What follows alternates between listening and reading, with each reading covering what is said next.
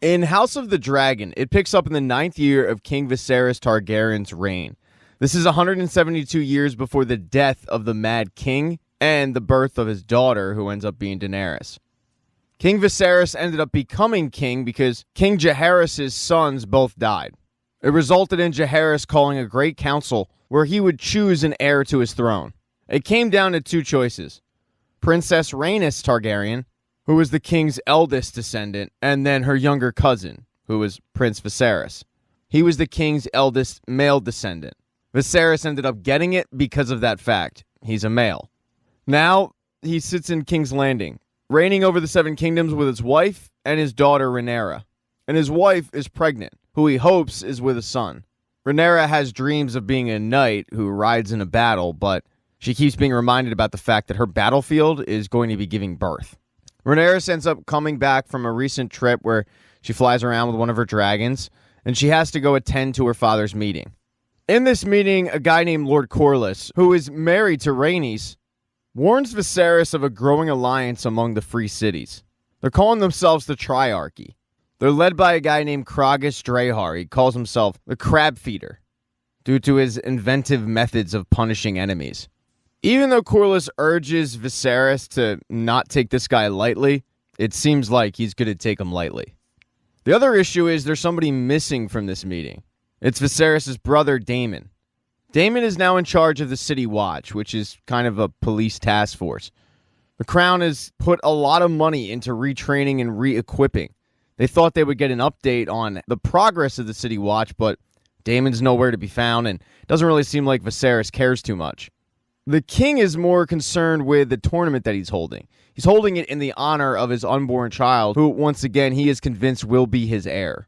But it turns out Daemon isn't far from this meeting at all. He's actually sitting on the throne. Rhaenyra is the one who finds him, and he tells her that he heard her father was hosting a tournament in his honor. Because the way he looks at it, if the queen has another daughter, then he is the rightful heir to the throne. And he's pretty convinced that it will be a daughter, which means that this whole tournament is for him. But he actually brought Rhaenyra a gift. It's a necklace made of Valyrian steel.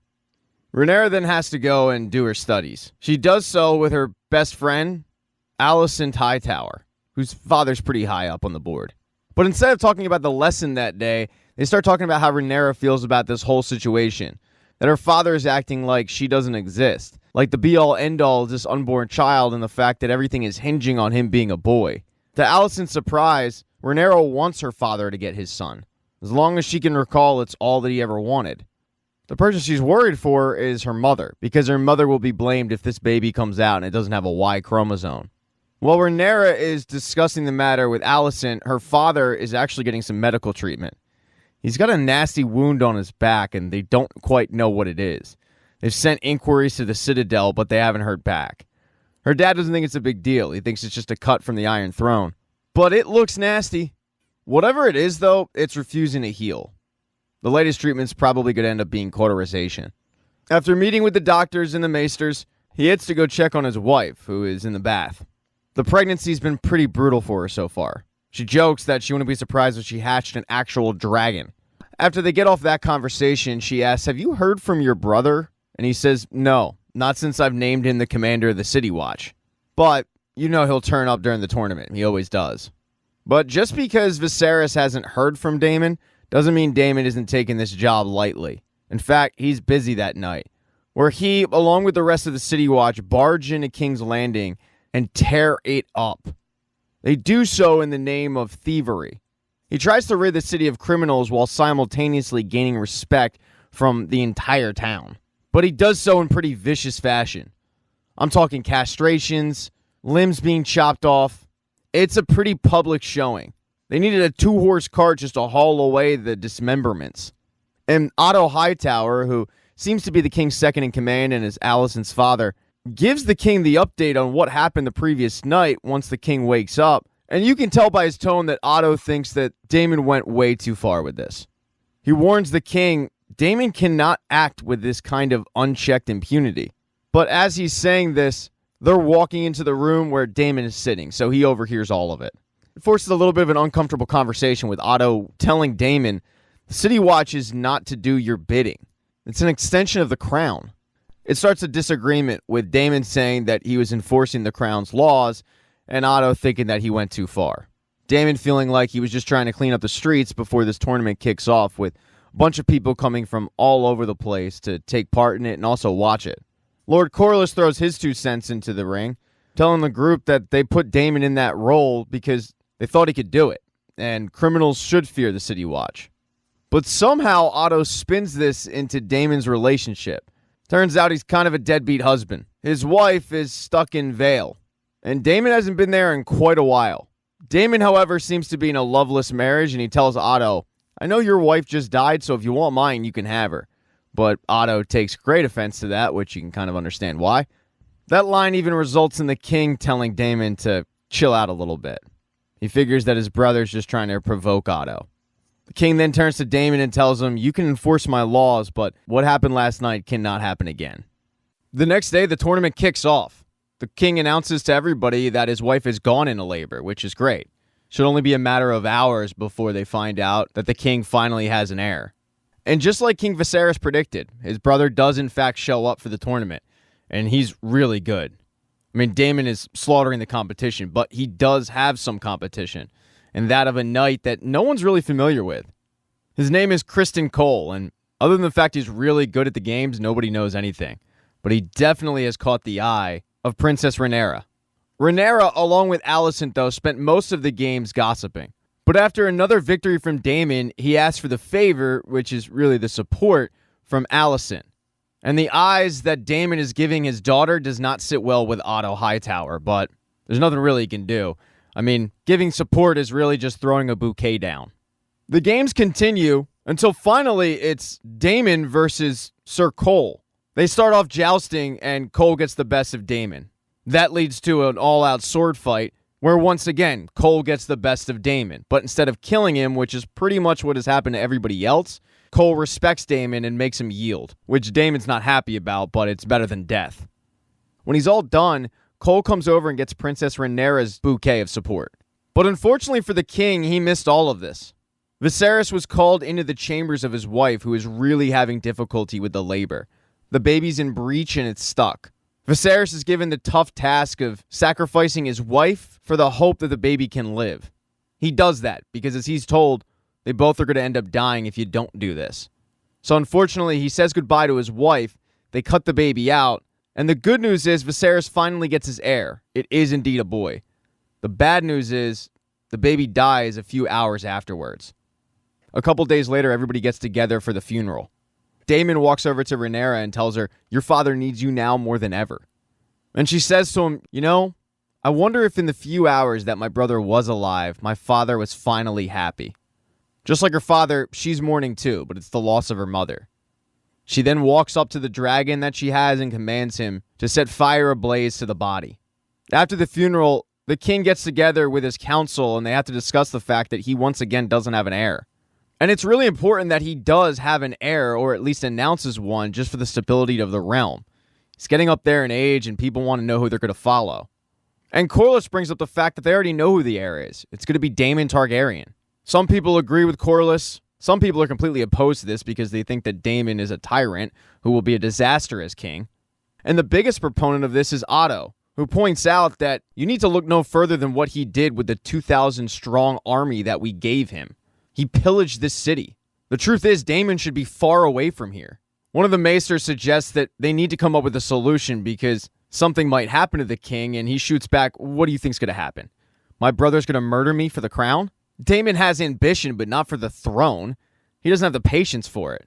And Otto tells the king, "The gods have yet to make a man that lacks the patience for absolute power." So if it's not Daemon, then the only other option is Rhaenyra.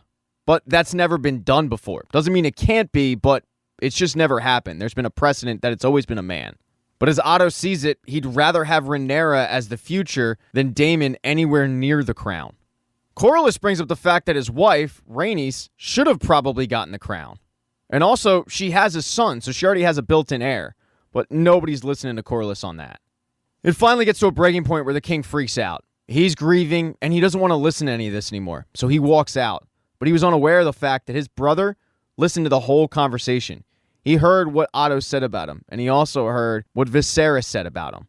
When the council adjourns, Otto meets up with Alicent and asks how's Rhaenyra doing, and she gives him the update that she's in a pretty tough spot.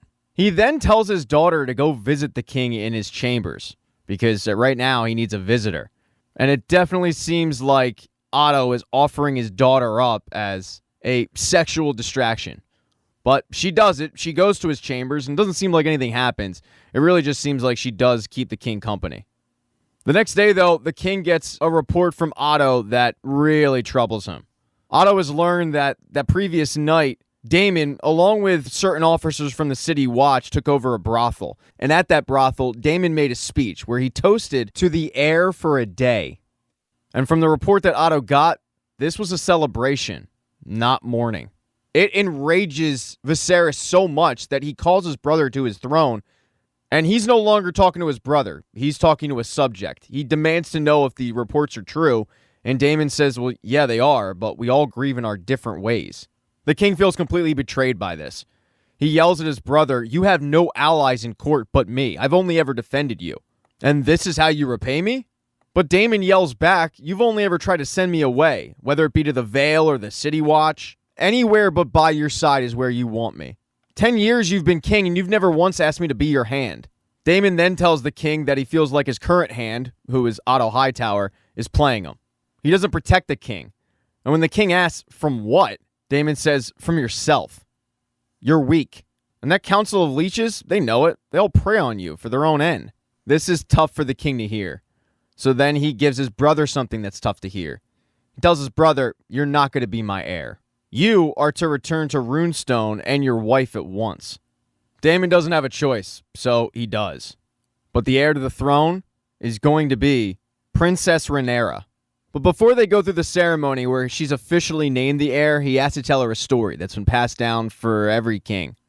King Aegon had a dream where he foresaw the end of the world for men. What he's describing eventually becomes the Battle of Winterfell. She doesn't quite understand it, but she listens to all of it. She then gets sworn in.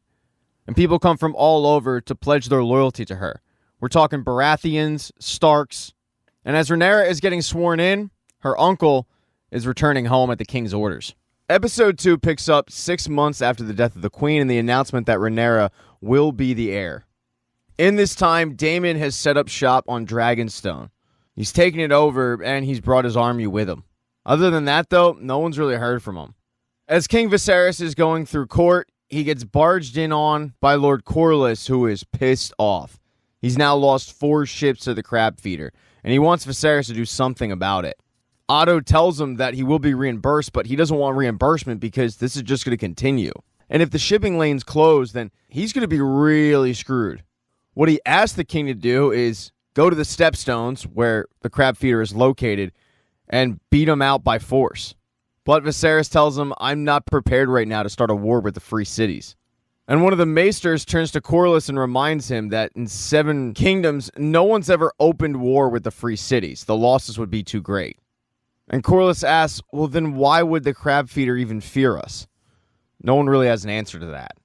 Eventually, Viserys tells Corlys, I have acted. I've sent envoys to Pentos and Volantis to see if we could find common cause. Ships and men are at the ready, and the Stepstones will be settled in time. And then, out of nowhere, Rhaenyra, who is over in the corner, says, you have dragon riders. You can send us. Corlys loves that idea. But the king doesn't. He tells Rhaenyra it's not that simple. And then she finds herself getting kicked out of this meeting. Mainly at the behest of Otto. She's tasked with going to find a replacement for the Kingsguard. One of the members died, and they have to replace him.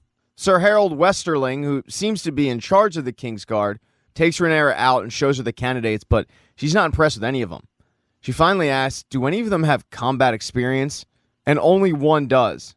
And it just happens to be Sir Criston Cole. The fact that he has combat experience and the fact that he's not the worst looking guy in the realm gets him the job. Although, when Otto hears Rhaenyra so quickly say, then it's settled, Criston Cole will be joining the Kingsguard, he tells her to pump the brakes a little bit. Some of the other candidates have more of a relationship with the crown. They're important allies, but she doesn't care about any of that. All she cares about is the fact that Criston Cole will actually be able to keep her father safe. But in the 6 months since she's lost her mother, Rhaenyra really hasn't talked to her father all that much. Her father, meanwhile, has continued to talk to Alicent. Alicent has been stopping by every day and just listening to the king, all his problems. And he asks Alicent for advice on what he should do about his daughter, and Alicent tells him that these things take time. When she lost her own mother, she didn't really feel like opening up. But she does suggest that maybe he go to her, not wait for her to come to him. Right after talking with the king, Alicent goes and meets up with Rhaenyra. They head down to pray for their lost mothers, but Rhaenyra starts venting to Alicent about the fact that it hasn't even been a year and already the people around her father are trying to marry him off so that they can replace her as heir. And it's not like she feels any loyalty to her dad, because the way she looks at it, her dad didn't choose her. It was more about spurning Daemon. They then sit down and pray for their moms. But as they were praying, the king was having a meeting with Lord Corlys and the queen that never was, Rhaenys. The king explains to Corlys that as king, it's his obligation to avoid war. And Corlys gives him the cold reality of what the outside world might view right now. They view a king who is weak. The queen is dead. A girl has been named the heir to the Iron Throne for the first time ever. The king's brother has been disinherited and in turn claimed the Targaryen seat on Dragonstone unopposed. And now a foreign power has established a colony in the most important shipping lane. Fact is, right now the crown is vulnerable, or at least it's perceived to be vulnerable. So what Corlys suggests to change all this is joining the families and having Viserys marry their 12-year-old daughter who looks more like she's 9. Now, on paper, Corlys' daughter Laena is a perfect match. This would unite the two surviving Valyrian houses, and it would allow him to show the realm that the crown's strongest days are ahead of him. The downside of this is she's 12 years old. That doesn't really seem appealing to the king. But he also knows that it's expected of him to take a wife eventually, to continue to try to produce more heirs, strengthen his line, all that. So he agrees to meet with Laena the next day. He then has to go for medical treatment, because he got a nick on his finger from the Iron Throne, and now that's festering. So as he has a bunch of maggots try to clean his wound off, he asks a small group what they think about this marriage to Laena. That small group includes Otto and one of the maesters. Otto brings up the fact that she's incredibly young, which the king already knows. The maester, however, says that a match with Laena would go a long way towards signaling unity throughout the realm. When the king brings up the fact that he's worried about what Rhaenyra might think, the maester says, what does it matter? Her mother's passed and you're expected to remarry. Otto, though, tells Viserys that he doesn't envy him, because he knows what it's like to lose a wife. And to be forced to remarry and replace her because of duty, that's gotta suck. But the next day, as agreed upon, Viserys goes and he meets with Laena. And this is going to surprise you, but they don't really have a lot in common. All she wants to talk about is this lost dragon that they can't seem to find. And Viserys does his best to give her an update on where they think this dragon might be. But as they walk the grounds and Laena tells Viserys what her father told her to regurgitate, her mother, Rhaenys, and his daughter, Rhaenyra, are watching it. And they're both pretty disgusted. They end up having a conversation about how none of this really sits well with them, but they don't have a choice. It's just the way that it is. Rhaenys tries to give Rhaenyra some advice. After what happened with her, she feels like it's her duty. She doesn't want to get Rhaenyra's hopes too high that she will eventually be queen one day, because the reality is her dad is going to remarry. He is going to have kids, and the odds are one of those kids will be a son, and when that happens, she's going to be pushed aside, just like what happened to her way back when. Rhaenyra, however, takes it as jealousy, because Rhaenyra is getting the chance that Rhaenys never got. But Rhaenys tells her, look, the hard truth is, these guys are never going to let a woman command the realm. Just not going to happen.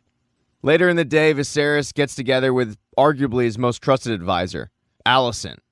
He starts telling her about the predicament that he finds himself in, and she does her best to just listen, like she's been doing for the last 6 months at the behest of her father. And in that 6 months, she's made a lot of headway. While it doesn't seem like anything physical's taken place, the king has really taken a liking to her. He finds Alicent extremely easy to talk to. But as he's having a conversation with her, her father, Otto, comes in, and he tells her that he's convened a small council for an emergency session. The king has to come to it immediately. So the king gets up to attend this session, where he's told that his brother, Daemon, has stolen a dragon egg. The Dragon Keeper then hands over a note that was left by Daemon. In the note, it says that Daemon is remarrying to a woman named Lady Mysaria. She's also pregnant, and as is customary, a dragon egg will be placed in the baby's cradle. Daemon is getting married in 2 days, and he has invited the king. But it doesn't seem to be a real invitation. The king doesn't really care about it until he finds out that that dragon egg was the one that was sitting in his baby's cradle. The same baby that died. Viserys gets up and he wants vengeance, but Otto stops him and says, "You shouldn't go. Let me handle this." So he agrees to it. He's going to send Otto along with an army.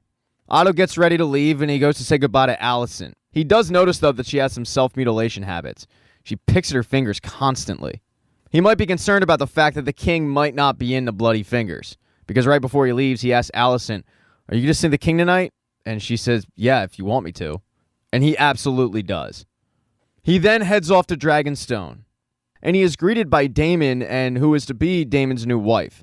He doesn't know her, but Otto starts calling her things like a whore, and then telling him that he has to get off of Dragonstone, abandon it completely, get rid of his army, and give back the dragon egg. This turns into a complete pissing contest between the two men, one that even Sir Criston gets involved with. But eventually this pissing contest almost results in the two groups fighting. They pull out their swords and they're ready to go to battle until Otto and his group notice that Daemon has a full-on dragon ready to attack. They can't compete with that. That is until Rhaenyra flies in on her dragon. She, however, doesn't want to get into a fight. She just wants to talk.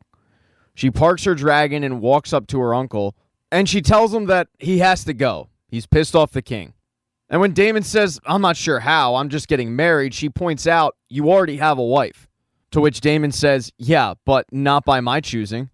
She then gets down to what she feels is the real root of Daemon's problem. He's jealous. So she tells him, "I'm right in front of you.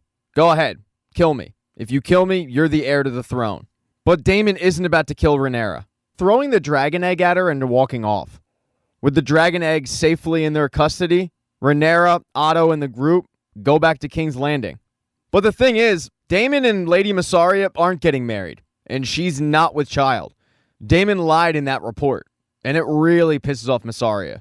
She tells him, "You can afford to play these stupid games with the king, but I can't. I didn't come here for gold or power. I came here to be liberated from fear." So now his wife doesn't like him, and neither does his mistress. Back on King's Landing, though, the group hasn't arrived yet when the king needs somebody else's thoughts on this whole marriage situation. So he goes to one of his trusted advisors, a guy named Lord Lionel. He asks Lionel's feelings on the situation, and Lionel realizes just how young Corlys' daughter is, but he also realizes that Corlys is going to be pissed off if the king doesn't marry his daughter. And the relationship between House Targaryen and House Velaryon could be incredible. It's one nobody would really want to trifle with. So his advice is to marry her. After all, Corlys makes for a better ally than an enemy. He then gets word, though, that his daughter has arrived back from Dragonstone, and this is the first time he is hearing that Rhaenyra went there, and he is livid. He didn't want her going into that dangerous situation. He starts yelling at her for acting out, but as she puts it, "I didn't think Sir Otto could get the dragon egg back on his own." He understands and he actually agrees with it, but what it comes down to is he can't afford to lose her, not after what happened to his wife. And that's when he finally gets to have an honest-to-God chat with his daughter about the grieving process.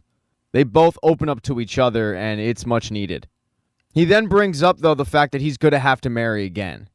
He's not trying to replace her as heir, but the line is pretty vulnerable, and he has to replenish it. While she doesn't seem to be happy about the fact that he's marrying, she tells him, "You're the king, and your first duty is to the realm." But she probably figured that he was going to marry Corlys' daughter. And when he calls the council, he says, "I am going to marry, but it is to Alicent."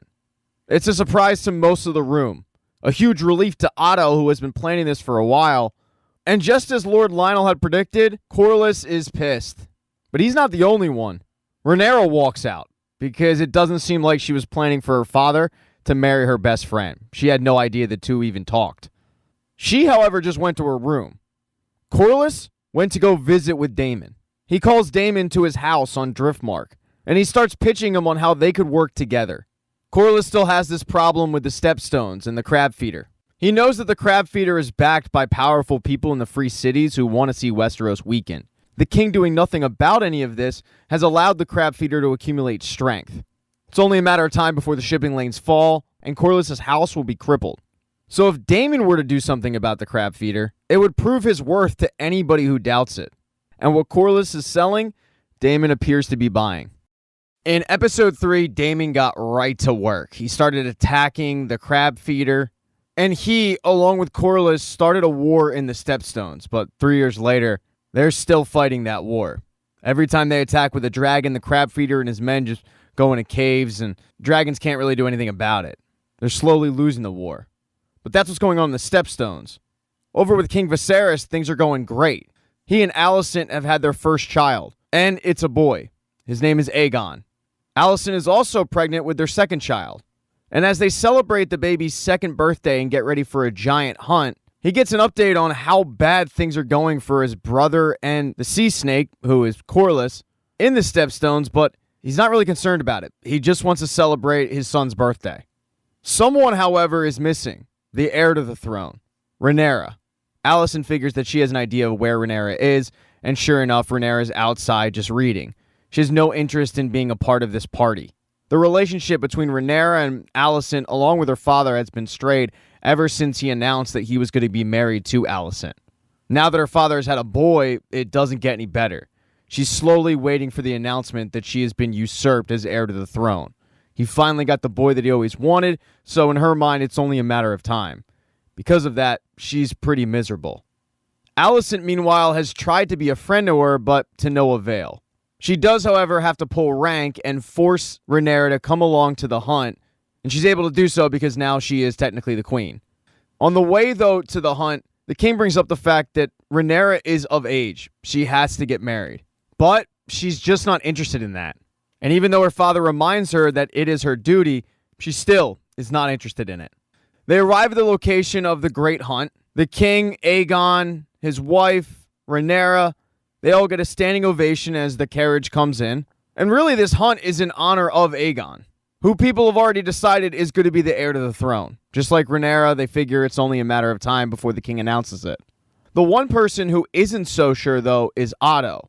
He thinks the king is going to be pretty hard-headed with this, so he knows he's going to have to worm his way in and try to convince the king that naming Aegon the heir to the throne is the right move.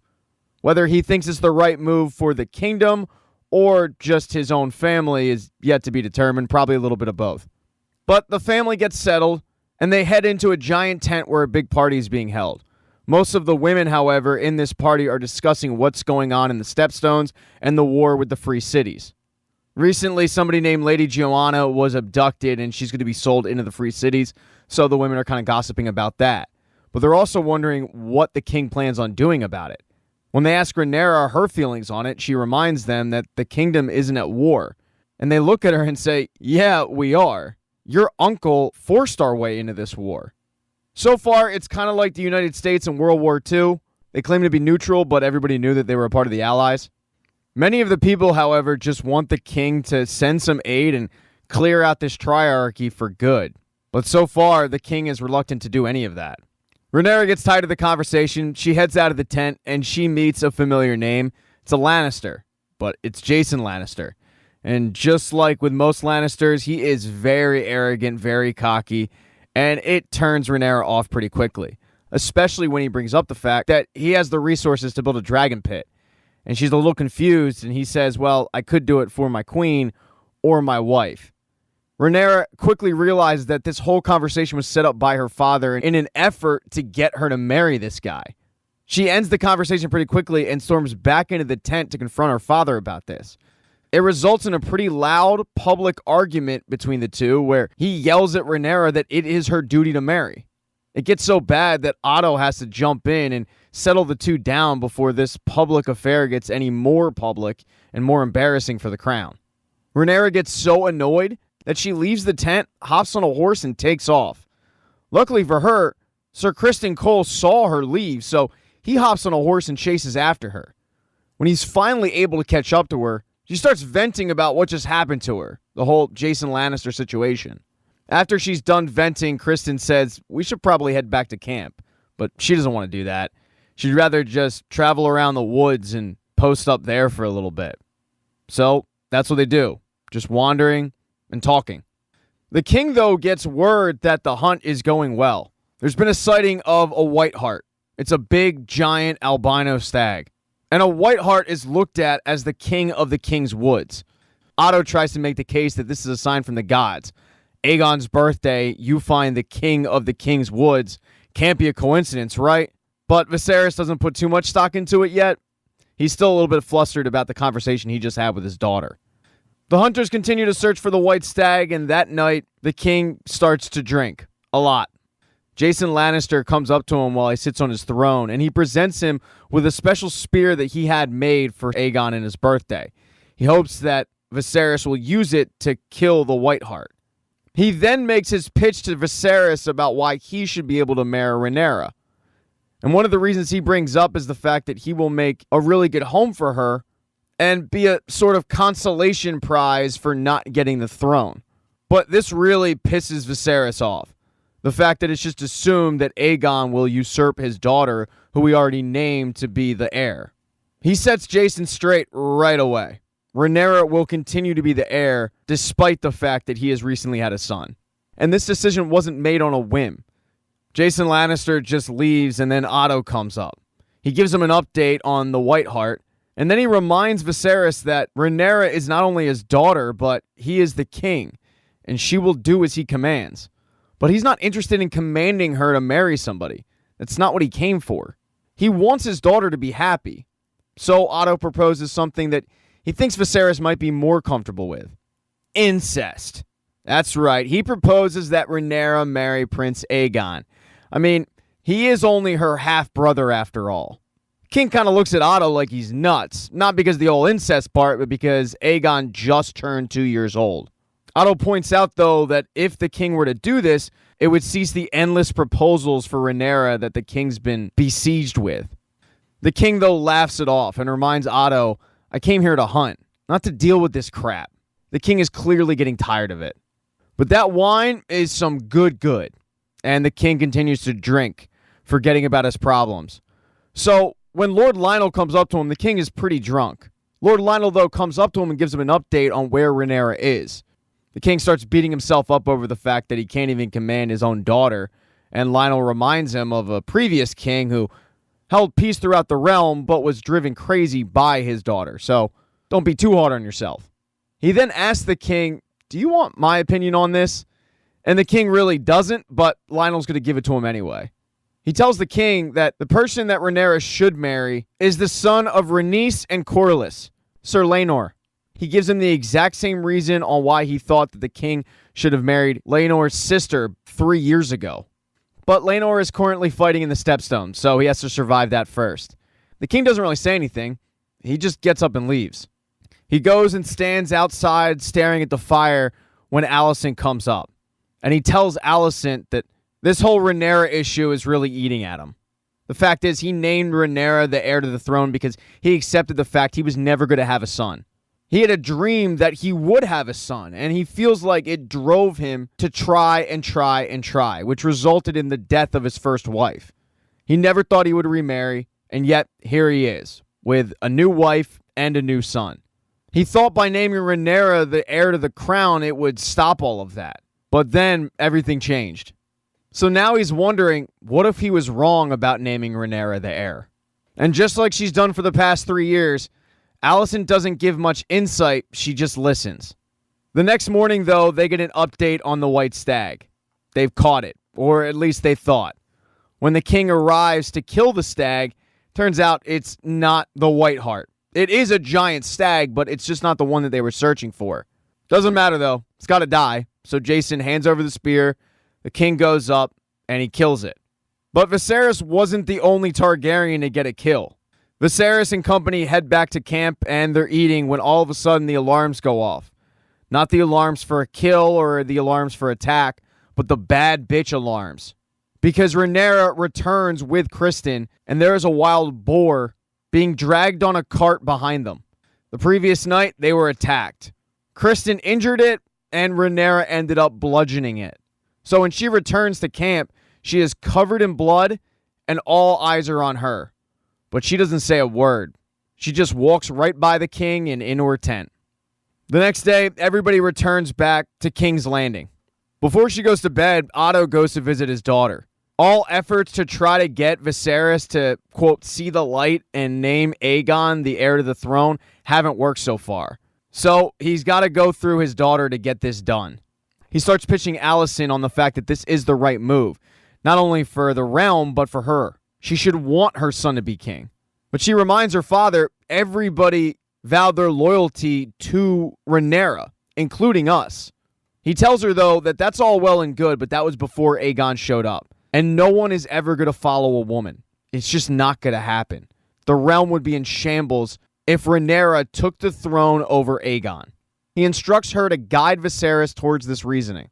So that night, she goes and visits her husband, who is very hungover. They start off the conversation about Rhaenyra and how she has to marry. Alicent's advice, though, is that Rhaenyra has to believe it's her choice to marry. She can't be forced into it. She's too hard-headed. She then notices that there's a letter to the king on the table, and it's from Vaemond Velaryon. He's Lord Corlys's brother. He's begging for help. The king, though, doesn't want to send aid. He looks at this war as it started by two malcontents who were unhappy with the decisions that he made. So what message would it send if he bailed them out? But she poses the question, is it better for the realm if the crab feeder thrives or is vanquished? And deep down, Viserys knows that the answer is vanquished. So the next morning, he gives the aid that Vaemond had asked for. He gives a letter to a soldier and says, this is for Daemon and Daemon's eyes only. And the letter just says, hey, I know it's been a little while. I know we've had our differences, but I don't want to see you perish in this battle. So I'm giving you the aid to win this war. And every day I'll pray for your safety. As he's handing off the letter, Rhaenyra comes into the room and he gives her an update on what the letter said, why he's sending it. And then they get into their issues. She finally comes clean on the fact that she, along with just about everybody else, is waiting for the announcement that Aegon is going to be king. That's one of the reasons why all this marriage talk has really turned her off.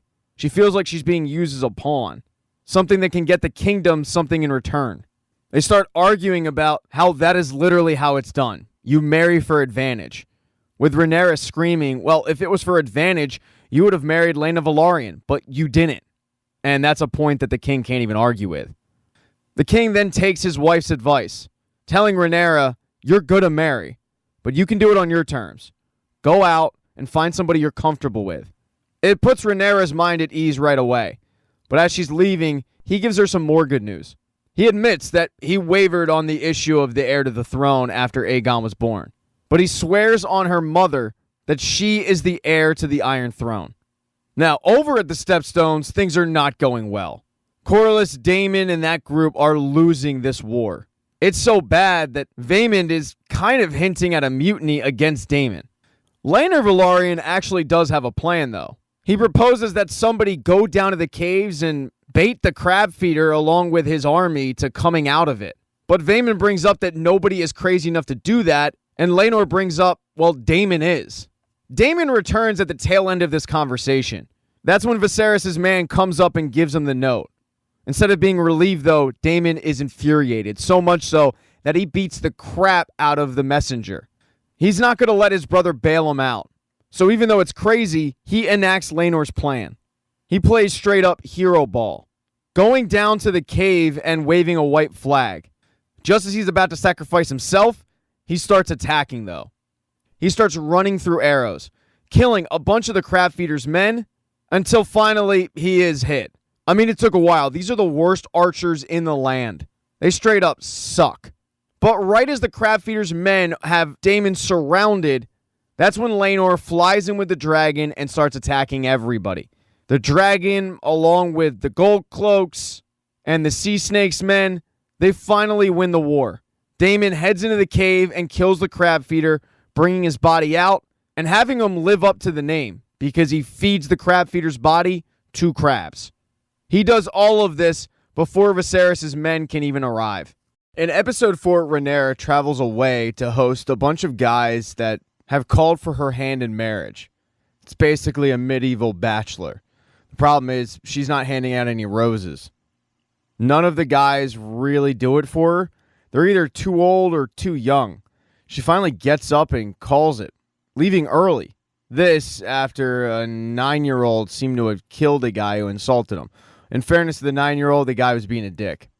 As she's traveling back to King's Landing, all of a sudden a dragon comes out of the sky, and she recognizes it.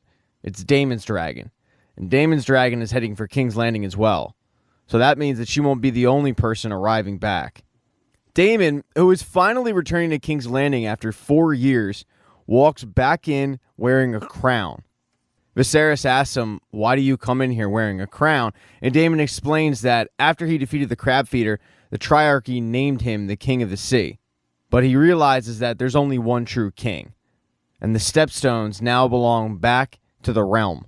He then bends the knee, sign of respect to Viserys, who finally welcomes his brother back. They then have a mini welcome back party, and you could tell that Viserys is just happy to have his brother back.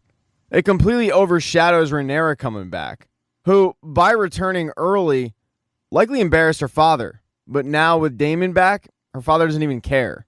But Rhaenyra is still very much upset by it. She goes and sits down by herself, and she's joined by Alicent. Rhaenyra starts whining about the lack of suitors she had, and how none of them actually want her. They just want her name, her power, and her ability to bear children. And while Rhaenyra is whining about this, she's completely oblivious to the fact that Alicent really didn't have that luxury to pick her own mate. Instead, Alicent has to have sex with Rhaenyra's father, who isn't looking great these days. Alicent, though, does tell Rhaenyra, "I'm glad you're back. Lately, I haven't had many friends. I still look at myself as Lady Alicent, but everybody else looks at me as the queen. So it's good to have a friendly face." And Rhaenyra looks at her friend and says, "I missed you too." So it's not just Daemon and his brother who are building bridges. Eventually, Rhaenyra is able to get her uncle alone. She asks him, "Okay, what are you doing here?" And he tells her that he just missed home. But she doesn't believe that.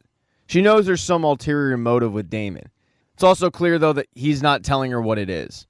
They then get into her current situation with her trying to be married off. And just like with Alicent, she starts whining about her predicament. Well, that's when Daemon explains that marriage is just a political arrangement. And after you do get married, you could do whoever you want. Rhaenyra, though, is a little bit skeptical about this. Once the party ends, they finish up their night with Rhaenyra heading to her father's council.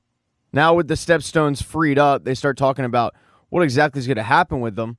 And it seems that even though it's been 4 years, Lord Corlys is still upset about the fact that his daughter was passed up for Alicent. Otto then brings up the fact that Corlys is planning on marrying his daughter off to the son of a person known as the Sea Lord. The Sea Lord is a part of the Free Cities, so if this were to happen, House Velaryon is entering into a pact with the Free Cities. This would likely mean that the Crown would have to seek their own marriage pact. And with Rhaenyra sitting right there, she knows what they're talking about. Rhaenyra doesn't say a word at the council meeting, though. And afterwards, she heads off to her bed, says goodnight to Sir Criston Cole, who is manning the door outside. And she has plans on just going to bed, but then she notices that there's a bag full of clothes that she doesn't recognize. And inside that bag, there is a map. The map looks like a map of her bedroom, so she goes and follows and finds out that there is a hidden tunnel from her bedroom leading to outside the gate. She puts on all those dirty clothes and follows the tunnel, and there's Daemon waiting for her. And with this disguise, she not only doesn't look like the princess, she looks like a boy. Daemon then decides to take her around and show her a King's Landing that she's never seen before. A King's Landing at night. They start off with a little bit of a play where she finds out just how unliked the idea of a woman being a ruler is. The performance all has to do with her being named heir to the throne, and she's not really well received. But Daemon didn't convince her out to watch a play. He leads her off to a brothel, and they watch an orgy. All those naked people rubbing up on each other. Rhaenyra gets all kinds of horned up. And that is when she kisses her uncle. He not only kisses her back, he rips off the hat that was concealing her hair. He pulls her pants down. I mean, it looks like they're about to do this thing, and Rhaenyra is fully willing. But then out of nowhere, Daemon pulls back, leaving the brothel. Rhaenyra can't figure out exactly what's going on, and she goes to chase after him, but she can't find him. And eventually she gets so upset that she returns to the castle, walking right through the front door, which is quite a surprise to Criston Cole, who never saw her leave, so he's very confused. But we're talking a horned-up 19-year-old. You got to let that tension out. So instead of explaining herself to Criston, she invites him in her chambers And she decides that if she can't have her uncle, this night will do. She loses her virginity, and it seems to be the best 2 minutes of her life. And while it's never explained, it certainly doesn't seem like Kristen would really care that he was the second choice. But while she's having consensual sex and enjoying it, her best friend is down the hall being forced to have sex with her father. Because very, very late at night, Lady Alicent was called to the king's chambers, and she just has to lay there and take it. And she's miserable. Now, even though Rhaenyra went out with a disguise, when Daemon pulled her hat off, she was seen by one of Otto Hightower's spies. And the next morning, that spy finds Otto Hightower and tells him exactly what he saw. With no other choice, Otto has to bring it to the king. But instead of believing Otto, the king is in complete denial. Otto doesn't feel real comfortable explaining the full severity of the situation. He tries to pussyfoot around it. But even then, the king is in denial that his brother and his daughter were hooking up the previous night at a brothel. He starts questioning the source, and Otto tells him, the source has never proved me wrong. This whole conversation is being overheard by Alicent, who, unlike the men, wants to get to the bottom of it and isn't willing to pussyfoot around. She calls for a private meeting with Rhaenyra, and she comes right out with it. What did you do last night? At first, Rhaenyra says nothing, but when Alicent explains that her father brought the king some pretty bad rumors this morning regarding her and her uncle, the truth starts to come out, although not fully. Rhaenyra never once admits to hooking up with her uncle, even going so far as to say Daemon never touched her, which, isn't true at all. Even with her story having a ton of holes in it, Alicent chooses to believe her friend. But even though the king doesn't believe it, the allegation is so bad that he has to talk to his brother. He sends his guards to go find Daemon, who is extremely hungover, and he has a private one-on-one where he asks his brother, what did you do? And unlike Rhaenyra, Daemon owns up to it, saying, she's of age, and if she's going to lose it to anybody, it might as well be me. And as you can imagine, the king does not take it well when his brother says that about his daughter. The king yells at Daemon, great, now my daughter is sullied, who's going to touch her? And Daemon says, I will. Marry Rhaenyra to me. This is what our family does. Keeps the tradition alive, and it keeps our bloodline strong. But the king is completely disgusted.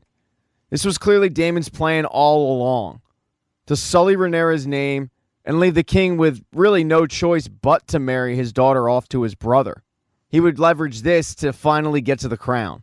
Instead of giving in, though, Viserys says, go back to the Vale and to the wife that you actually married. Try to restore any scrap of honor that remains. I don't want to see you. The king then returns to his room and he starts talking to Alicent. And Alicent believes her friend. She tells the king, Rhaenyra's never been one to lie, but Daemon, he's never been one to tell the truth. And Viserys asks her, what does he have to gain by lying about this? The fact is, whatever happened, Rhaenyra isn't innocent. So a little while later, he calls a meeting with Rhaenyra. He starts off the meeting by showing her a very familiar dagger.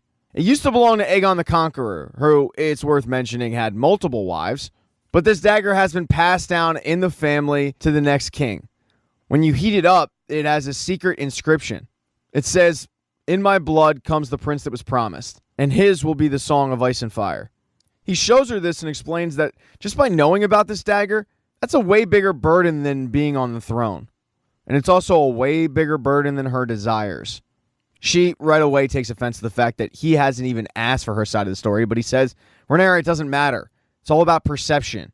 And I should disinherit you, but I'm not. You will wed Sir Laenor Velaryon, who in reality is way better looking than her uncle. And even though she probably should be happy about this arrangement, she's not. She yells at her father, you're going to marry me off so I can be your remedy for your political headaches? But he yells back, you are my political headache. This wedding will unite the two most powerful houses in the realm. With this wedding, nobody will want to stand against us. And that's when Rhaenyra questions him on that, asking, what about the vulture perched on your throne? Viserys has no idea what she's talking about, and she explains, Otto Hightower. He's had an agenda this whole time. And that agenda is to get Aegon to the throne, not her. At first, Viserys is in denial about this. He thinks it's crazy. Otto Hightower has served 3 kings now. But the more she talks, the more she kind of makes sense. And once Viserys has more time to think about it, he realizes that his daughter is onto something. Late that night, he calls a meeting with Otto. One thing that he can't get over is the fact of Otto's fast rise in the kingdom. In 5 days, he went from just being a guy on the king's council to being the second most powerful guy on the throne, serving over a king and then another king, and helping Viserys become the king that he is. But it was when Viserys realized that he was played by Otto and the pawn in the game was Alicent, that's what clinched it for him. In the most difficult time in his life, it was Alicent who helped him get over the death of his wife. And Viserys realizes now that Otto was the hand that moved that pawn there. Otto tries to save face and salvage his name, but doesn't work. Viserys rips the pin off his jacket, and Otto Hightower is no longer the hand of the king. Before he can go to bed, though, there is one final thing that the king has to do. He has one of his maesters cook up a remedy for his daughter. It's basically medieval plan B, because there is no way that if his daughter is going to marry somebody, she's going to do so knocked up. In episode 5, Rhaenyra and the king head off to go meet with Lord Corlys and his wife and propose the marriage. But as they're sailing off, Otto Hightower is kicking rocks. He's leaving King's Landing. Right before he does so, though, his daughter runs out and starts apologizing for how all of this transpired. But instead of being understanding, he puts all of the blame on her, saying that she trusted Rhaenyra instead of backing him. The trust in Rhaenyra ended up leading to him getting fired. She, however, throws it back on him, saying, no, what got you fired was the fact that you're so desperate to get Aegon to be the heir to the throne. And that's when he tells her that nobody is ever going to follow Rhaenyra. She should prepare Aegon, who's, by the way, all of about 3 years old, to be king. Because once the king does die, and he will die, he's not going to live to be old, he's constantly sick. But once that happens, nobody's actually going to live up to this oath that they swore to Rhaenyra. And Otto's not wrong. The king is always constantly sick. Hell, even on this trip, while everybody else is fine, he gets seasick. But everybody arrives safely, including the new king's hand, Lord Lionel. When they arrive, though, Lord Corlys is not there to greet them, which is taken as a pretty big slight. Lionel starts to make a pretty big stink about it. And while Corlys' children, Laenor and Laena, who is much more grown up than the last time we saw her, try to make excuses for their father, Lord Lionel continues to make a big deal about it until finally the king says, who cares? Let's just get on with this. So the children then bring the king to their father. And the initial greeting between Lord Corlys and Rhaenys is a pretty friendly one. You would think that they're old friends. Corlys ends up telling the king, sorry we couldn't meet on better circumstances, and the king has no idea what he's talking about. And that's when Corlys tells him that Daemon's wife passed away suddenly. It was a hunting accident. She was thrown from her horse and her skull and her neck were crushed. That's the story that everybody got. The reality was Daemon returned to the Vale, saw his wife. His wife started insulting him because, man, they really didn't get along. And Daemon ended up scaring the horse to throw his wife off and then bludgeoning her to death. Of course, nobody knows this. Hell, the king didn't even know that she died in the first place. In fact, he thinks it's weird, but he isn't there for that. He brings up the marriage. Lord Corlys and the king start negotiating. And after a little while, it's settled that all of the kids that are born from this marriage will come out with the last name Velaryon. But if they take up the throne, they will do so with the last name Targaryen. This way, the Targaryen name doesn't die on the throne. While the two men were discussing the terms of this marriage, the two children who were supposed to be married, Laenor and Rhaenyra, walk on the sand. They're very familiar with each other. They grew up with each other, but they don't really want to marry each other for various reasons. For Laenor, the main reason why he doesn't want to marry Rhaenyra is the fact that he's gay, and she knows it. And she doesn't want to marry Laenor because he's gay, and she knows it. So they come to an understanding. They will go through this marriage. They will bear children, but they'll also be free to sample other fruit from the market, if you will. There's really only one person that isn't a fan of this proposed marriage. It's Rhaenys. She gets Corlys alone and she approaches him about all her concerns that she has. The first is the fact that she is pushing her gay son into a relationship that he's not going to be happy in. And Corlys' response to that is he'll outgrow it. But her main concern is actually a concern that Otto has. Yes, everybody swore an oath to Rhaenyra, but that was before Aegon came around. And once the king dies, is anybody really going to follow that oath? She feels like the answer is probably not. People will challenge for the throne, and when they do so, they'll come not only for Rhaenyra, but her husband and her children as well. They're just not putting their son in a safe situation. Corlys, though, looks at it like she's being a little ridiculous. The two powerful houses connected. Nobody's going to want to touch that. The next day, the Targaryens sail back to King's Landing, and as they're on the ship, Sir Criston Cole approaches Rhaenyra.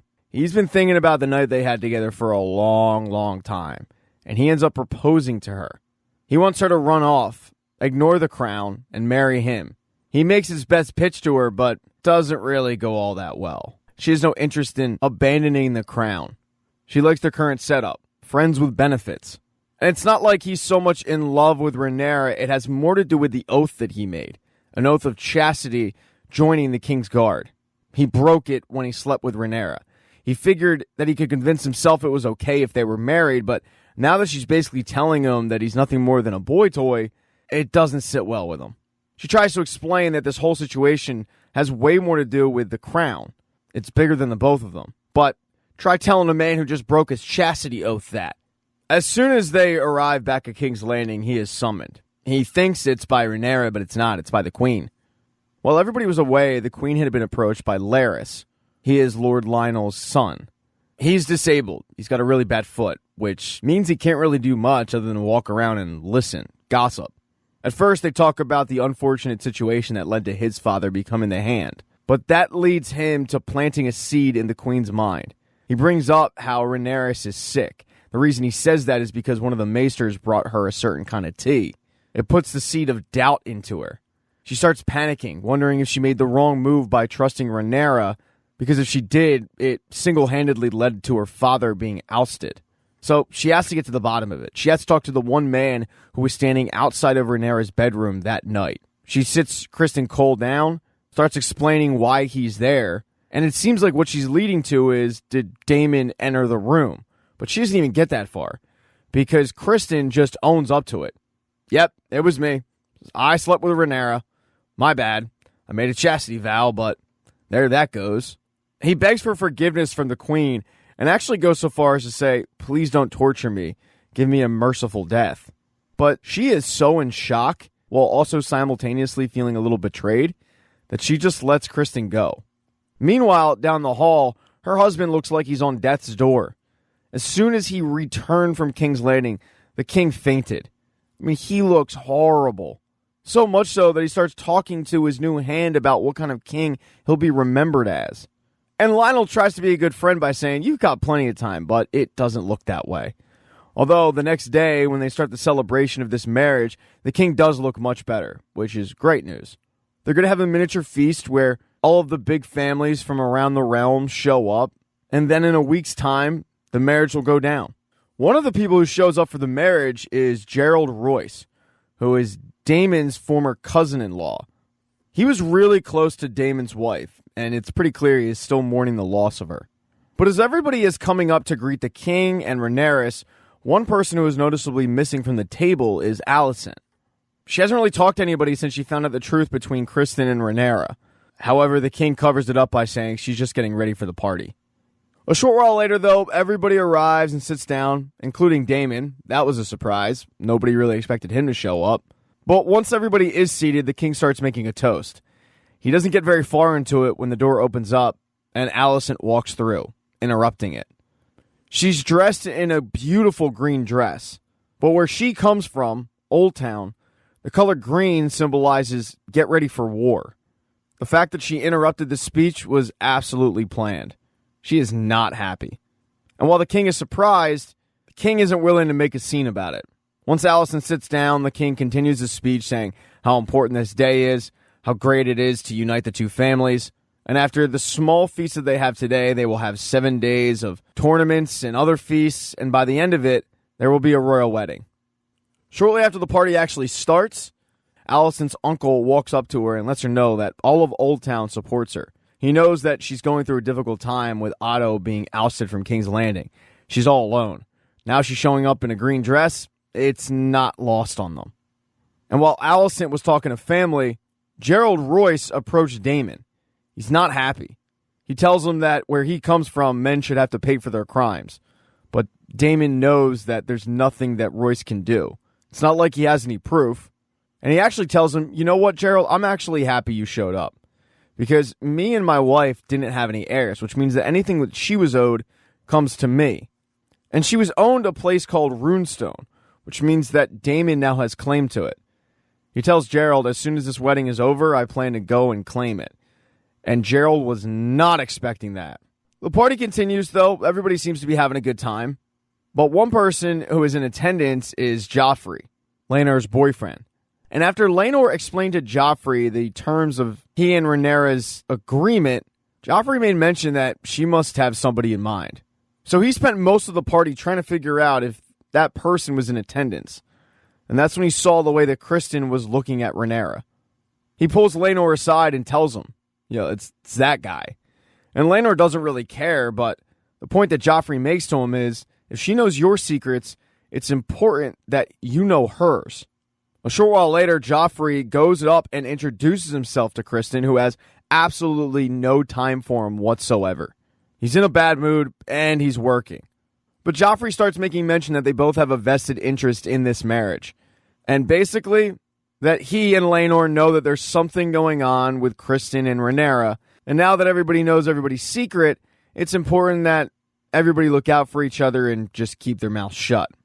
But the real guy that Joffrey should probably have kept his eye on is Daemon, who walks up to Rhaenyra on a very crowded dance floor and confronts her about the decision she's making to marry Rhaenyra.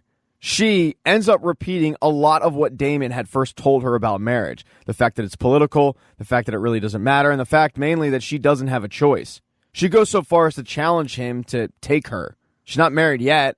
Grab her, kidnap her, and make her his wife. This conversation, though, gets interrupted when there's a scream. And that's because turns out Kristen did not enjoy the conversation he had with Joffrey, and he ends up beating the hell out of him. I'm talking about caving the guy's skull in. It really ruins the party atmosphere. As soon as Kristen is done, he heads out to the garden. He can't live with the fact that he broke his chastity vow. So he gets ready to commit suicide. But he's stopped by Alicent, who won't let him do it. And the wedding, that gets sped up. Rhaenyra certainly isn't in the right mindset. He's in complete shock over the fact that the love of his life just died. Rhaenyra really isn't into it. And luckily, they don't even get the I do's out before the king collapses. Possibly for the final time. In episode 6, we get a 10-year time jump. Rhaenyra and Rhaenyra have had 3 sons. Jace, the oldest, Lucerys, and Joffrey, their baby. And as soon as Joffrey is delivered, Rhaenyra gets word that the queen wants to see him. Rhaenyra is so turned off by the fact that she can't even spend time with her newly born baby that she gets up, having just delivered him, and walks him to the queen, bloody and all. She presents the baby to the queen and the king. The king is over the moon. And when the queen asks what the baby's name is, Rhaenyra blurts out, it's Joffrey, not even consulting Rhaenyra, which pisses her off. But there's one thing about baby Joffrey that everybody notices. It's the same thing that they noticed with Jace and the same thing they noticed with Lucerys. It's the fact that he looks nothing like Rhaenyra.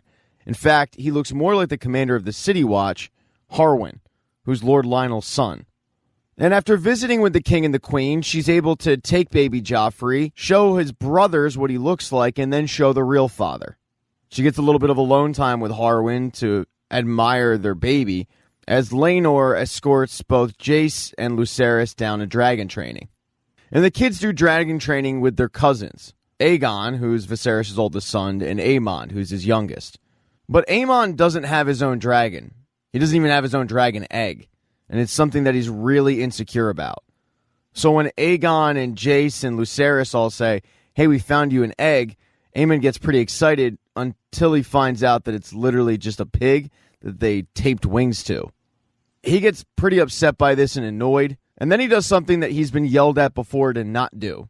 He travels down to the dragon pit, where he sees the power of these beasts, and he gets pretty scared and caught. He gets escorted back up to go see the queen, where the queen is teaching her daughter Helena all about bugs and whatnot. The queen starts reprimanding Aemon because she told him not to go in the dragon pit, and that's when he explains the whole pig thing. Alicent brings this to the king, and he doesn't really think it's that big of a deal. Boys will be boys kind of thing.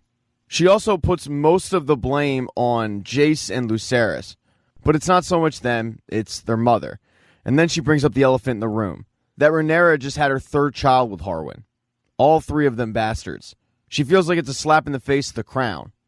Viserys, meanwhile, is acting like he has no idea what she's talking about because he wants to be completely oblivious to all of it. That actually pisses off Alicent even more. The person she confides in once she gets out of this meeting with the king is actually Criston Cole. He switched from watching Rhaenyra 10 years ago to watching Alicent. And it's as if the two are in a pissing contest of who hates Rhaenyra more as they walk around the kingdom on their high horse of morality. After bitching and moaning to Criston, she goes and talks to Aegon, who she catches in a very interesting situation. He was jerking off in a window over the city. But she approaches him about whose idea was it for the pig. He, just like his father, doesn't think it's that big of a deal. And she tells him it is a big deal. I know you find him annoying, but you have to stick up for your brother because Rhaenyra's children are not going to be your plaything forever. Right now, the way the crown goes, she's going to inherit it, which means that Jace is going to be next in line. Aegon, though, still isn't picking up on why this is a big deal, and Alicent yells, it's because once she takes over the throne, she's going to get rid of everybody that has a claim to it, which means you and your brother, because deep down everybody knows that you should be the heir to the throne. All of a sudden, Alicent sounds a lot like Otto.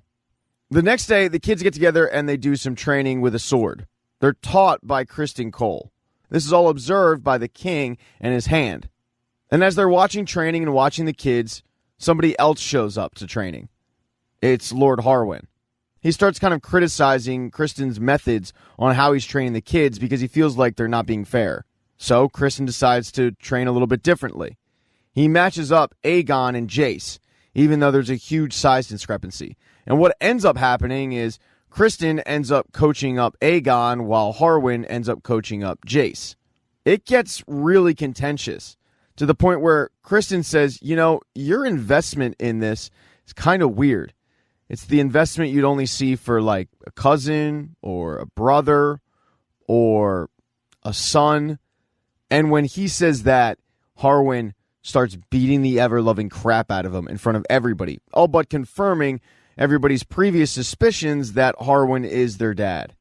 It doesn't take long for the news about the fight to break out throughout the castle, and when Rhaenyra finds out, she goes to talk to Harwin about it, but she overhears a conversation between Harmon and Lord Lionel, where Lord Lionel is screaming at Harwin that he's really risking his life with this relationship. But it's not just that he's risking his life, he's risking Lord Lionel's life, and more importantly, he's ruining any honor that they had.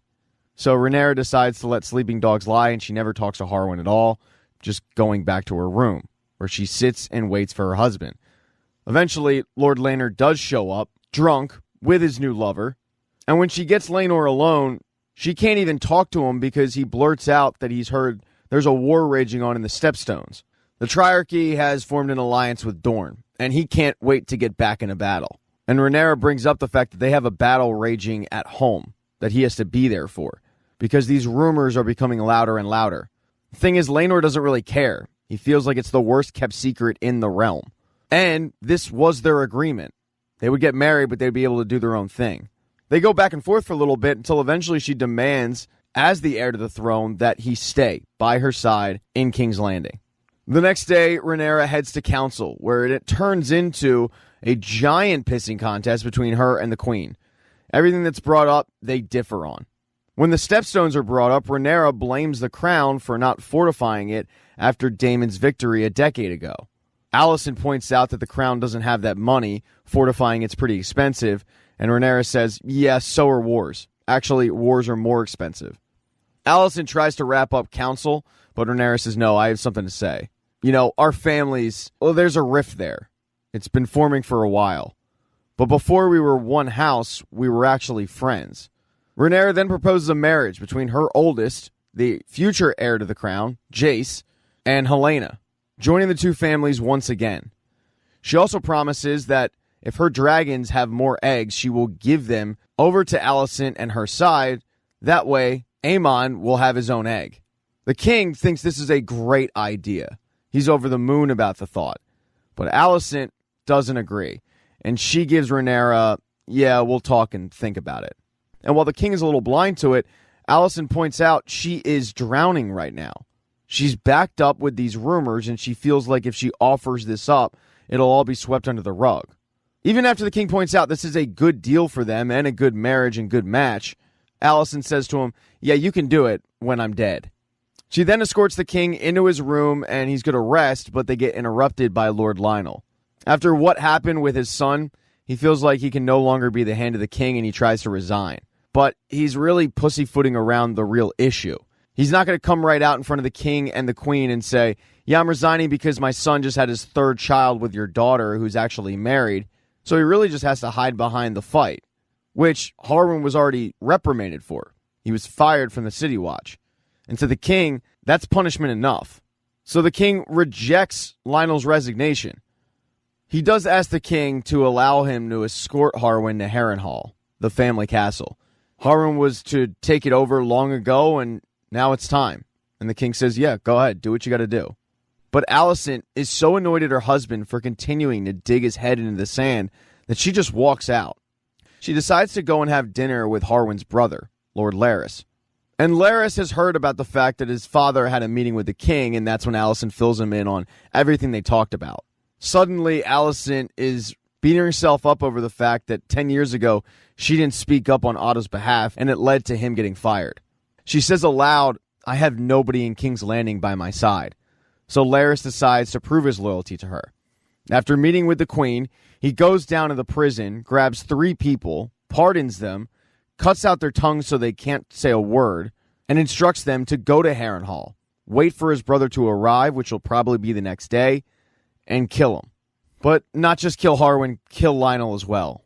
And sure enough, the next day, Harwin says his goodbye to his bastard family, saying that he'll see them again, but it just won't be for a while, and taking off to Harrenhal, where that Larys' minions set fire to the castle and everybody pretty much dies. When the queen finds out, though, she's not happy at all. In fact, she's mortified. She tells Larys, this isn't what I asked for. And he tells her, I'm pretty sure you'll pay me back one day, when the time is right, all while having this smirk on his face. But Harwin isn't the only person that's leaving King's Landing. So is Rhaenyra. She goes up to Laenor and says, yeah, we're out of here. We probably should have left a while ago. We'll go to Dragonstone. The relationship I offered between Jace and Helena, that's not going to be approved, and I'm sick of the rumors here. So the couple heads off. She even allows Laenor to bring his latest lover. And then finally an update on Daemon. He has married Laena Velaryon, and they have 2 daughters, Baela and Rhaena, although Laena's actually pregnant with their third. They've been laying pretty low. Their latest journey has them in Pentos, where they've been greeted by the prince, and he has an interesting offer for Daemon. He wants him to live there. They're going to pay him handsomely to do so, and the reason why he wants him to live there is because he wants to protect Pentos. He's heard about this latest alliance between the Triarchy and Dorne, and he doesn't want Pentos being taken over. With Daemon having dragons, that will never happen. Laena has no interest in living in Pentos, but Daemon actually decides to consider the idea. Later that night, when they're alone, she tells Daemon, I don't want my child being born in Pentos. I don't want my daughters to be raised in Pentos. But Daemon doesn't really even listen. The next day, she tries to make a pitch again to Daemon about leaving. She tells him that she's heard from her brother that he and Rhaenyra have had their third child, which even they know about the rumors between Rhaenyra and Harwin. They actually joke about it. But she tells Daemon, I miss my brother, and I'm sure that you miss King's Landing. We should go. But Daemon tells her, no, I don't really miss King's Landing. Daemon's simply content. A day later, she goes into labor with the third child, but it's excruciating. It gets to the point where the doctors have to cut her open to save the baby. She overhears the doctor telling Daemon this, and before Daemon can all but sentence her to death, she decides to take matters into her own hands. She waddles outside and commands her dragon to set fire to her, killing her and the baby before Daemon can even do a thing. And now Daemon is left a widower with 2 daughters to take care of. In episode 7, everybody heads to Driftmark for the funeral of Laena. And I mean everybody, including the king's new hand, Otto Hightower. And everybody's really disappointed about the death of Laena, but Laenor is taking it by far the hardest. I mean, he is inconsolable, to the point where during the wake, everybody's kind of milling about, talking, and Laenor is just standing in the ocean by himself, unresponsive. It's his boyfriend who has to go get him and make sure that he comes back. During the wake, Viserys goes over to his brother, Daemon, to see how he's doing. and Daemon's fine, adding in a few shots to the king. But the king misses his brother, and he offers him a seat on his council back in King's Landing. But Daemon tells him that he has no interest in going back to King's Landing. He doesn't miss home. He tells him his home is on Pentos, and he needs nothing from him. He then walks off. But this conversation is being closely watched by Rhaenyra, who, even though it's been a decade plus, still has that forbidden fruit on her mind. So she goes and chases after him. She's eventually able to catch up to him, and she tells him that everybody knows the relationship with her and Rhaenyra is a farce, but she tried to keep up appearances. And they even tried to consummate the marriage and actually have children of their own, but it just wasn't enjoyable for them, so they couldn't do it. They then went around and found pleasures elsewhere. That's when Harwin came along. The death of Harwin sparks Daemon to put a lot of the blame on Alicent and Otto. He thinks they had something to do with it, but Rhaenyra tells him, I don't think Alicent's capable of murder. And somehow this conversation segues into their own relationship, with Rhaenyra blaming Daemon for leaving her and leaving her in this life that she never really wanted. Daemon firing back that his life isn't exactly perfect either. But all this sexual tension building up, it's got to go somewhere. So she leans in, tells Daemon, I'm not a child anymore, and they start hooking up. That hookup leads to the bedroom. And probably the most unbelievable thing about this show is the fact that a woman who just had a baby not too long ago has sex with a guy and seems to enjoy it quite a bit. But back in the castle, once Rhaena and Corlys get alone, they start arguing when Corlys brings up the fact that Rhaena should have been the king. And she snaps at her husband, get over it. I got over it 20 plus years ago, but you still harp on it. And it's not because you want me to be queen. It's because of your own ambitions, your lust for the throne. He doesn't deny it, bringing up legacy. And if he's going to talk about legacy, then she brings up Laena. She tells Corlys that she wants Driftmark to pass through Laena's kids, not Laenor's. And he doesn't want to insult Laenor's children, but she tells him the cold hard truth, that his blood is not in those kids, because those kids are not Laenor's kids. But Laena's kids, they do belong to him. So do right by him. Because the reality is Laenor's children are going to end up on the throne one day. They'll be fine. But Driftmark should stay with Laena's kids. Corlys, however, does not agree. He tells his wife that history does not remember blood. It remembers names. And then he gets up and storms off. But the girls that they were just talking about, Baela and Rhaena, notice something in the middle of the night. It's that their mother's dragon, Vhagar, is gone. They feel like somebody must have stolen them. They wake up Rhaenyra's children and they start looking around for the dragon. And when it finally lands, they're very surprised because Aemond was the one riding it. He looked all over the island for the dragon, and once he found it, he hopped on board and started riding all over the place, and the dragon had no problem with it. So once he hops off the dragon, he tells both girls, that dragon's mine now. And they take great offense to it. They remind him that that dragon belonged to their mother, and thus it should belong to them. But he tells them that their mother's dead, and maybe they should have claimed it. This sparks a pretty big fight, and every kid has a little bit of blame in it, but Aemon probably has the most.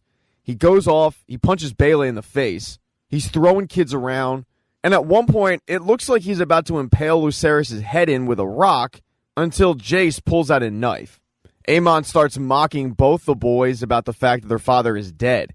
And while Jace had some idea about this, he even approached his mother regarding it, Lucerys is completely unaware. So when Aemon goes off and calls both kids a bastard, Jace pulls that knife out and slices Aemon's face up, cutting his eye really good to the point where he's never going to have an eye again. This brawl, ending in blood, causes a midnight meeting between the family, where the king is outraged. So is the queen. She puts all of the blame on Rhaenyra's children, but the king just wants to get to the bottom of how all this transpired. And that's when Rhaenyra says, well, Aemon decided to say some pretty interesting rumors. Rumors that normally would get somebody killed. But since he's your son, I'm not going to demand that. So how about you find out where he heard it from? That's right, Rhaenyra is still playing like these kids are indeed Laenor's children. But the king does like this idea, so he asks Aemon, who at first doesn't say anything, but his eyes shoot over to Alicent. Although when it comes time to actually answer the question on where he heard these rumors, he says Aegon. So the king goes and questions Aegon, who is hungover at the time. And Aegon doesn't betray his mother either, just saying, come on, look at them. Everybody knows it. They look nothing like Rhaenyra. This is the worst kept secret in the realm. The king doesn't really know what to do with that comment, so he just yells that this infighting has to stop because they're a family. They need to apologize and move on. But moving on is not something that Alicent is willing to do. She demands that if her son had an eye taken from him, then an eye should be reclaimed. And she even goes so far as to command Sir Criston to go and take Lucerys' eye. And that is something that even Criston is not willing to do. The king walks over to her and says, this matter is over, but to her, it's not. And when the king turns to walk away, she grabs Aegon the Conqueror's dagger and makes a beeline over to Lucerys. She's stopped by Rhaenyra, who is holding her back, and the two women get into a verbal argument. Alicent, being extremely bitter, because as she puts it to Rhaenyra, I did my duty. I respected the crown. I did everything that I was supposed to. And you just ran around disrespecting the crown, doing whatever it is you please. And Rhaenyra tells her, it must have been exhausting hiding behind the cloak of your own righteousness. But now they see you as you are. And that's when Alicent slices Rhaenyra's arm open. At that moment, everybody's kind of frozen because Alicent just attacked the princess and the heir to the throne. But it's Aemon who breaks the silence by telling his mother, don't worry about it. I lost an eye, but I gained a dragon, and I would do that every day of the week. And that kind of puts an end to the squabble. But the next day, Alicent still doesn't like how she handled any of it. She feels like she lost her temper. But Otto loved how she handled it. And he meets with her in the morning and tells her as much. He says, we play a dangerous game, and it wasn't until last night that I thought you could actually win it. So go back to the king, apologize, he'll forgive you, control your feelings, and in time, both of us will prevail together. So that's exactly what she does. As they head off to King's Landing, she apologizes to the king, but she's still seething and bitter. And on the boat ride back, Larys walks up to her. Having witnessed everything that weekend, he asks the queen, if it's an eye that you want, I can get it for you. But she tells him it's not necessary. Although it's at this moment that she's realizing having a guy on your side who is this loyal, who is willing to kill and take kids' eyes, that can be a good thing. So she tells Larys that his loyalty will not be forgotten. But one day, she will need his skill set and his discretion. But back in the castle, as Rhaenyra is getting tended to, Rhaenyra finally shows up from wherever it is he was. And he feels terrible that he wasn't there to protect her, protect the kids. He tells Rhaenyra that his boyfriend is going off to battle. And once he does, he is going to devote himself to the promise that he made her, keeping up with this farce. The fact that this rumor has gotten out of hand, he really blames himself for it. He vows to make this lie more believable. But after this discussion with her husband, she goes and meets with the guy that she probably wants to be her husband, Daemon Targaryen. She tells him that she cannot do this alone. And she all but begs him to marry her, uniting their blood, just like Aegon the Conqueror did back in the day. She also tells him that with Daemon as her husband, her claim to the throne won't be so easily challenged. But they can't get married with Rhaenyra still alive. They have to do something about that. So they come up with a plan. Daemon goes off and kills some unsuspecting person. And then they stage a fight between Rhaenyra and his boyfriend. That's pretty public. They start battling it out, and the person who's witnessing it goes off to grab the Kingsguard to break it up. But once the Kingsguard shows back up, it's the boyfriend who is standing there in front of a charred up body that was thrown into the fire. Corlys and Rhaena are distraught because they've just lost their second and last child in a matter of days. But that body is completely unrecognizable. And this ruse allows Rhaenyra and his boyfriend to escape and live the life that they want. This also allows Rhaenyra and Daemon to finally get married. In episode 8, we have yet another time jump. This one, roughly 5 to 6 years after the marriage of Daemon and Rhaenyra. Since then, a couple of people aren't doing so hot. The first one is the king. He's basically on his deathbed, which is leaving Alicent and Otto to kind of man the realm. The other person that's not doing well is the sea serpent, Lord Corlys. He went off to war in the Stepstones with the Triarchy. He got stabbed. He's got a bad fever, and he's likely not going to survive it. Because of this, his brother went to Rhaenys, and he wants Driftmark for himself. In the order of succession, Driftmark is likely going to pass to Rhaenyra's child, Viserys. But the way that Vaemond looks at it, there's no way that that kid was actually Laenor's child. So there's going to be a claim put in on Vaemond's behalf. Now over on Dragonstone, Daemon's in high spirits because he found new dragon eggs, but then he gets news from Baela.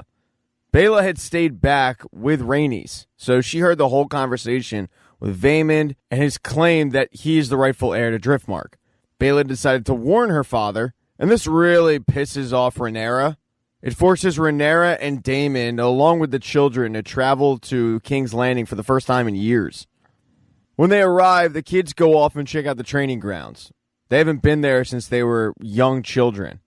And it's just as they left it. But at the training ground is Aemond. He's gotten bigger, and he's gotten much better at fighting. But Daemon and Rhaenyra headed straight to the king's chambers, where he is doing horribly. He's missing an eye, he looks like a damn skeleton, he's incoherent at times, but he's still the king. So they fill the king in on exactly why they're there and these allegations against Viserys. They want the king to step in on Viserys' behalf. He explains that Otto and Alicent handle all that business now, but they say, no, you need to stick up for your grandson. He's the rightful heir to Driftmark. They then introduce him to his newest grandsons, Aegon and baby Viserys. And the fact they name one of their children after him really touches his weak, dying heart.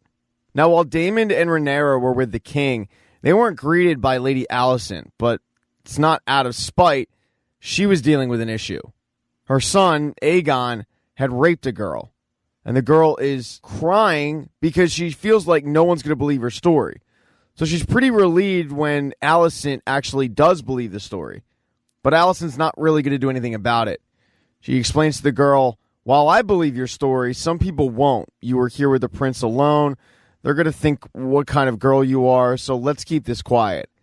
And then Alicent pays the girl off. She then goes and reprimands Aegon, but Aegon doesn't really think it's that big of a deal. And it leads Alicent to say, you are no son of mine. I guess Aegon hasn't been really all that faithful of a husband to his wife, who happens to also be his sister. She then goes and sees Rhaenyra and Daemon, and this is the first time that she has seen both of them since she cut the princess a couple of years ago. They're cordial at first, but it doesn't take long for a fight to break out. It has to do with the treatment of the king. Rhaenyra and Daemon feel like he's been doped up so that Alicent and Otto can rule. And Alicent defends her actions by saying, well, if we don't dope him up, he's going to be in extreme pain and there's really going to be no reason for him to live. They then get into the matter of why they're actually there, this claim to Driftmark, and they find out that Alicent is going to decide who actually gets Driftmark. She tells them that she's going to be unbiased, but they don't believe that that's going to be the case. A little while later, their competition for Driftmark shows up at King's Landing. Vaemond arrives, but so does Rhaenys. And with Rhaenys all alone, Rhaenyra, along with Rhaena, Rhaenys' granddaughter, go and see her. Rhaenys hasn't seen her granddaughter in quite some time, but after saying hello, Rhaenyra asks to speak to Rhaenys alone. Rhaenyra tries to get Rhaenys on her side, even going so far as to offer up her children to wed Rhaenys' granddaughters, which would be Baela and Rhaena. And even though that's a great offer, Rhaenys is not going to join Rhaenyra's claim on this, mainly because she thinks that she had something to do with her son's death. And Rhaenyra swears that she had nothing to do with Laenor's death, but Rhaenys just doesn't believe her. At this point, Rhaenyra is pretty desperate for an ally. She makes one last plea to the king, going to his chambers that night and starting off the conversation by asking him, do you believe in the story of the Song of Ice and Fire? He doesn't answer the question, just acknowledging that he knows what the question meant. She then tells him that when he named her heir to the throne, he said he needed to unite the realm against a common foe. But when she was named heir, it divided the realm. And she thought that she wanted to be queen, but the burden is a lot. She grabs his hand and says, if you want me to bear this burden, then you have to defend me and my children. Defend this claim against Driftmark. But the king doesn't answer. And the next day is the deciding vote, where both parties get to make their claim. Before this happens, Otto Hightower goes to check on the king who is being tended to by the maesters. And the king tells him, I want to have a dinner with everybody tonight. Otto tells the king that he'll set it up, and then he goes to hear these claims, being so bold as to actually sit on the Iron Throne even though he is not the king. Vaemond makes his pitch, and then Rhaenyra gets up to make hers, but the door opens up, and it's the king, hobbling in, ready to take back the throne, kicking off Otto, and finally sitting down after the longest walk possible. He decides to have Rhaenys give some insight. After all, she would have known what the sea serpent wanted. And Rhaenys is honest, saying that Lord Corlys always wanted Driftmark to go to Luke. But then Rhaenys also brings up Rhaenyra's proposal, her children to marry Baela and Rhaena. And the king loves that idea. As far as he's concerned, this matter is settled. Driftmark will go to Viserys. And that does not sit well with Vaemond, and he can't hold his tongue. He starts ripping the king, starts ripping him for his decision-making, and then he really steps up his game by calling the kids bastards and calling Rhaenyra a whore. The king tells Vaemond, I'll have your tongue for that, but too late, because Daemon pulls out a sword and chops Vaemond's head off. Rhaenys goes and deals with the body, because she's got to bring that back to Driftmark. But everybody else, they go and have dinner.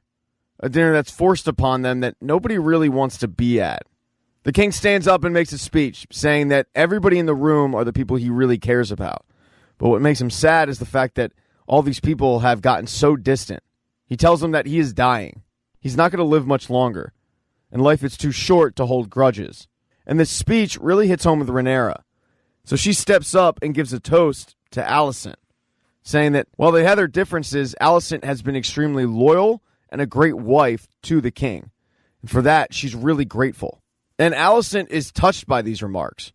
The two women who were enemies are finally able to build a bridge and get over their issues. Alicent even goes so far as to tell Rhaenyra, you'll be a great queen.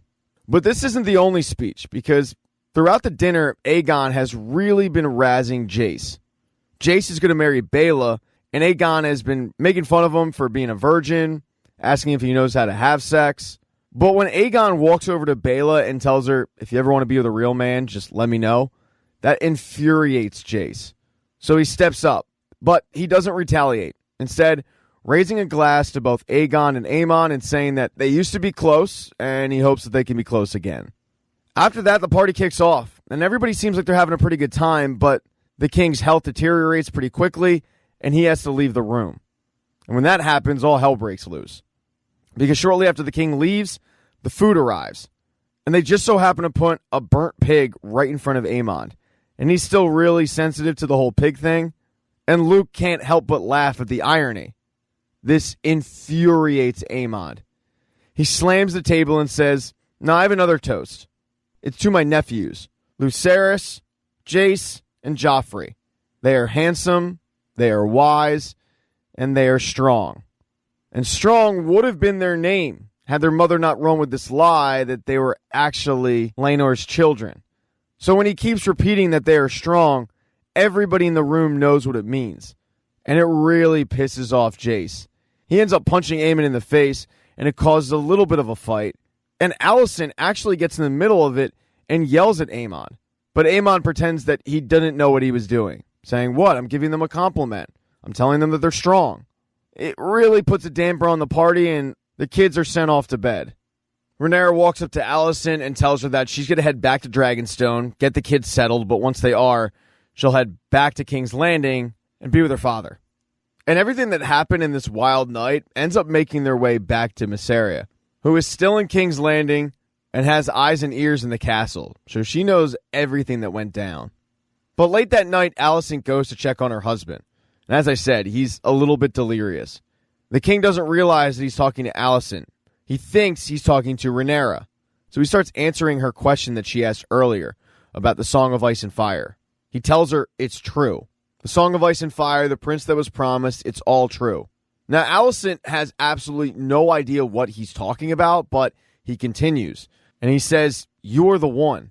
You must do this." So Alicent thinks that he's talking about her, when in reality, he's talking about his daughter, Rhaenyra. Alicent gets up and leaves the room, and he takes his final breath. Maybe. I don't know. I thought this guy's died like 15 times throughout the show, so who knows? We'll see you next week. And in episode 8, you finally find out that he actually did die. It finally happened. Yep.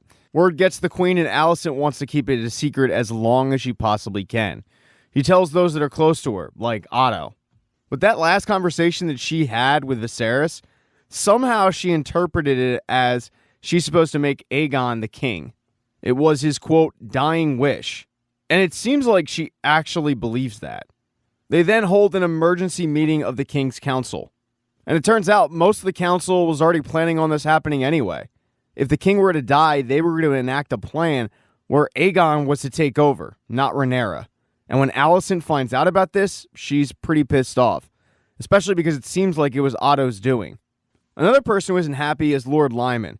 He's more pissed off about the fact that they're just acting like Rhaenyra wasn't promised the throne. He also finds it very fishy that the king, quote, changed his mind in front of Alicent, and only Alicent. And he starts putting up a fight about this, but he ends up getting killed by Sir Criston. Sir Harold tries to fire him on the spot. After all, Sir Harold is in charge of the King's Guard, but the Queen tells everybody to just put their swords away and calm down. They then start talking about what they're going to do about Rhaenyra, and Otto says we have to get rid of her. We can't have somebody out there with a claim to the throne. And Alicent doesn't want this at all. She wants to give Rhaenyra a chance to bend the knee. She, however, doesn't give this order. And when Otto tells Sir Harold to go take dragons and be quick, Sir Harold throws his stuff down, saying, I take orders from the king, and only the king. And until there is a king, I'm not taking orders from anybody. The meeting then disperses, and a few people start looking for Aegon. The Queen and Otto Hightower. The thing is, Aegon is nowhere to be found. He's not in the castle, and somehow he snuck out into the city. Otto finds 2 knights named Eric and Eric. They're twin brothers. And he instructs them to go into the city, find Aegon, and bring him back only to Otto Hightower, not even the Queen. Sir Criston finds out about this, and he lets the Queen know. So the Queen, in turn, ends up sending Criston and Aemond into the city. So you've got these 2 groups that are looking for Aegon, and it's really a race against time. While these 2 groups go to work, Otto brings everybody together who bent the knee 20 years ago in Oath of Rhaenyra, and he tells them the new plan, that Aegon is to take over and they're supposed to bend the knee to Aegon. Just about everybody does. There's only a few people that stand up and don't bend the knee, and there's only a few of those who end up putting up a vocal fight about this.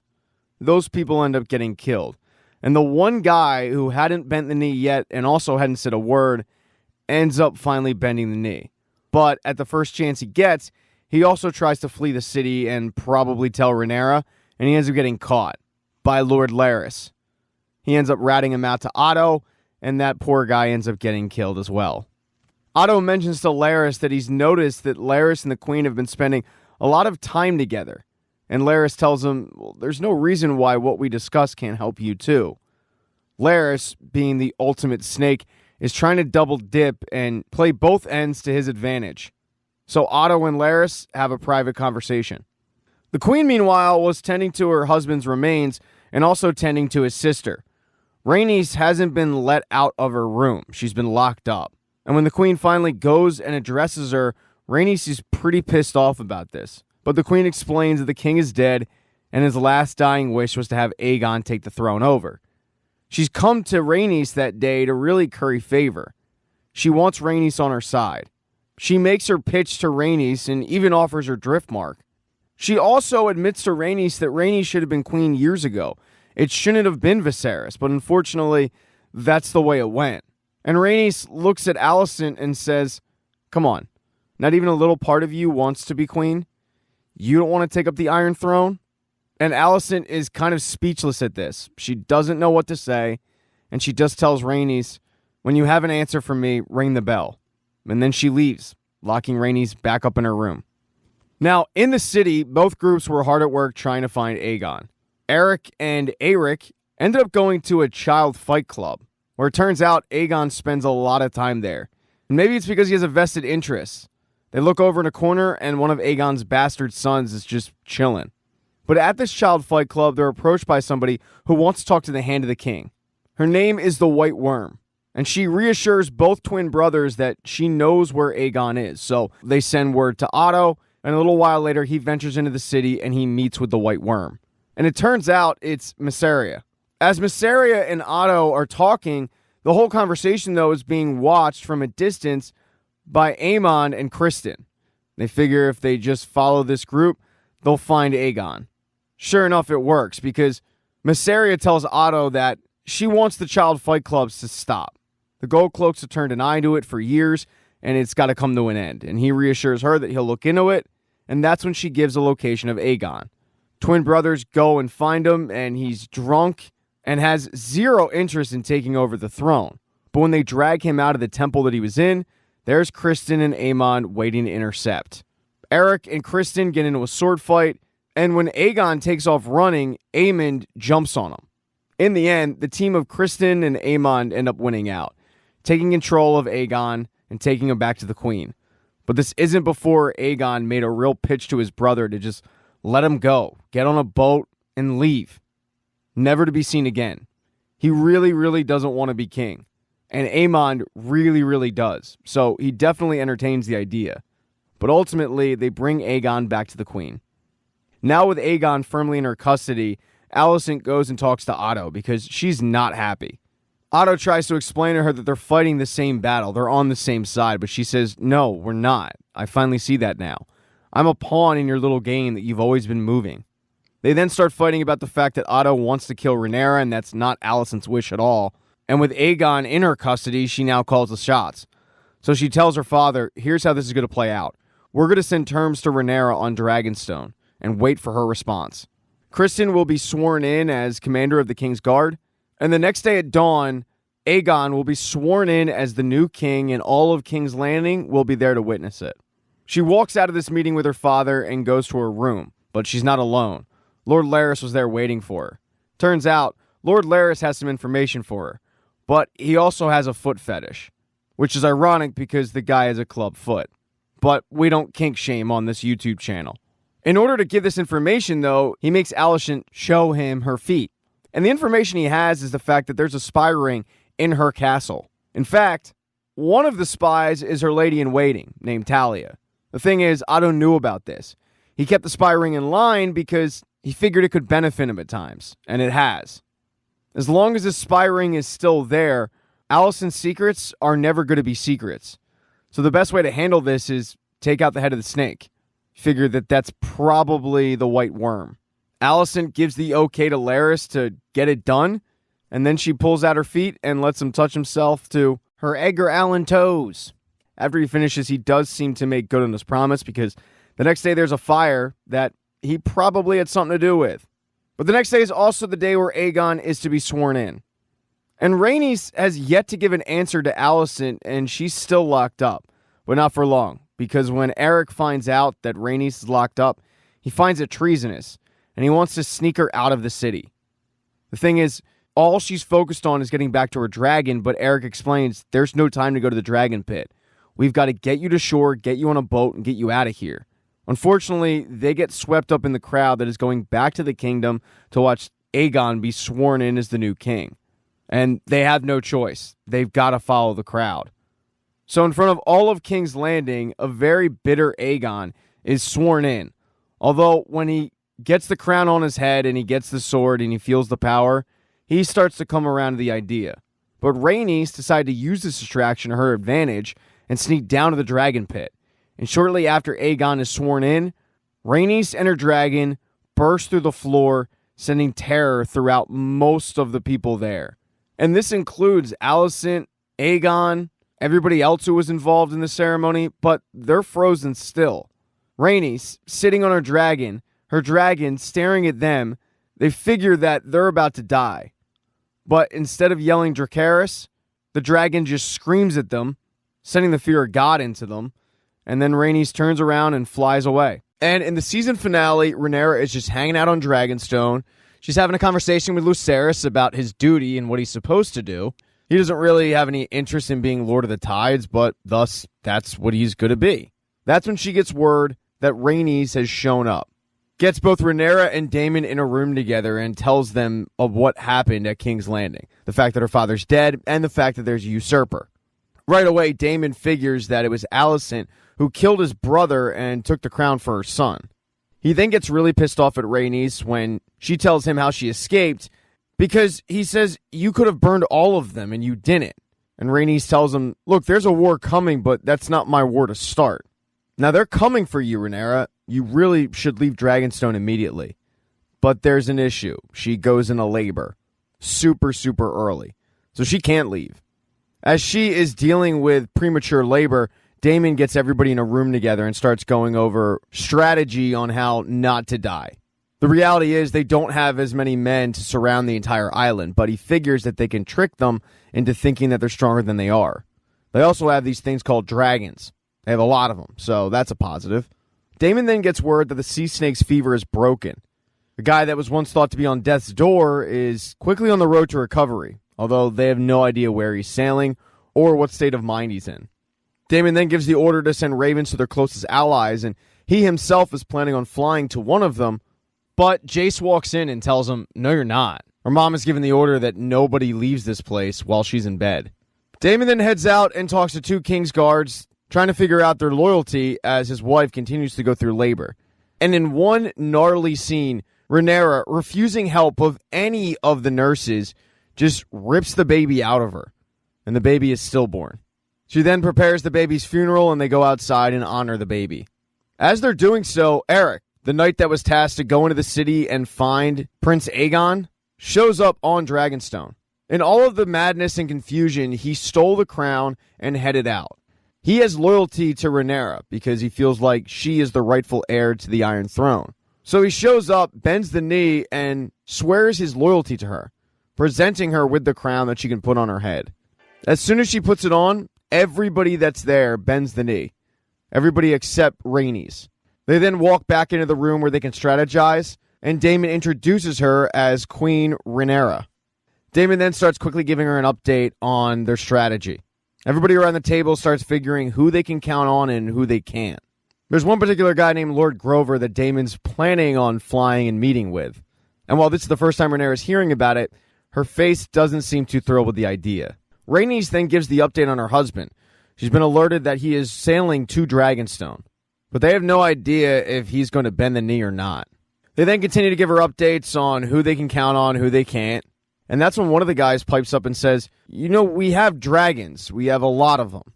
But Rhaenyra points out that none of their dragons have actually been to war. And everything she's heard, when dragons go to war against each other, everything turns to ash. It's not something she wants to see happen. But Daemon agrees that they do have a powerful asset in these dragons. They not only have more of them, they can get more. They have the dragon eggs, and they know where some unclaimed dragons are. Eric then runs in the room and alerts them that Otto Hightower and the group from King's Landing have arrived. They don't meet with Rhaenyra right away. They actually meet with Daemon on the same bridge that a teenage Rhaenyra met with Daemon years ago to look for his surrender. Well, Otto's here to do that. Get their surrender. Rhaenyra, in probably a move to intimidate them, flies in on a dragon and hears Otto Hightower's terms. At the behest of Alicent, he doesn't kill her. He does offer her a chance to live and bend the knee to King Aegon. Of course, Rhaenyra and Daemon take this as a slap in the face. They have no interest in bending the knee to a usurper. Otto tries to explain that he's not a usurper. He was sworn in front of everybody, and everybody at this point just believes that he is the king, so he's the king. He sits on the Iron Throne. And the promises that were made to Rhaenyra were before Aegon was born. Rhaenyra gets so annoyed that she walks up to Otto, snatching the pin off his lapel and throwing it, saying, you are no more the hand than Aegon is king. You're a traitor. In a last-ditch effort, Otto hands Rhaenyra a ripped-out page from a book that her and Alicent used to read when they were kids, trying to remind her that Alicent has no interest in being enemies with her. She wants to be friends. Otto then says that the queen eagerly awaits Rhaenyra's answer, and Daemon jumps in and says, well, she can have her answer now. And he pulls out a sword and he's ready to do battle. But it's Rhaenyra who shuts it down, telling Otto that she'll give King's Landing her answer tomorrow. Rhaenyra, Daemon, and her group then walk back into the castle and start going over strategy once again. Daemon hammering home that they have more dragons, they're more powerful. Rhaenyra hammering home that she doesn't want to go to war with dragons because she doesn't want to rule a kingdom of ash. Daemon gets so frustrated with Rhaenyra and her calm response to all of this that he screams, "They've already declared war. What are you going to do about it?" And Rhaenyra has to clear the room. She tells Daemon, "You know that my oath reaches far beyond our ambitions." Daemon looks confused, so she says, "The Song of Ice and Fire. The coming war against the North, the Conqueror's dream." But Daemon just grabs her by the throat and says, "Dreams didn't make us kings. Dragons did." And that's when Rhaenyra says out loud, "Oh my God, he never told you." And she's amused by this. The fact that she knew about the prince that was promised and he clearly didn't. As Daemon and Rhaenyra were having this conversation, the sea snake has arrived in Dragonstone. He's not back to 100%, but he's also no longer on death's door. The first thing he does is apologize to his wife for abandoning her. He didn't really know what to do when he lost both children, so he decided to go off to war. Not the best move as a husband. They then get into the whole matter of Jace being named the new Lord of the Tides, the new King Aegon, Rhaenyra, and who they're supposed to side with. But Corlys doesn't care. He's over it. He realizes now that his wife was right all along. He's perfectly content with taking his wife, taking his grandchildren, and just going off, living in Driftmark. But Rhaenys reminds him that Jace, Luke, and Joff are claimants of the throne, which means they're never going to be safe. Corlys then reminds his wife that Rhaenyra was complicit in their son's death. He screams that girl destroys everything that she touches. But Rhaenys says no, she doesn't. That girl is keeping the realm together. Everybody wants to go to war, and she's the only one with a level head.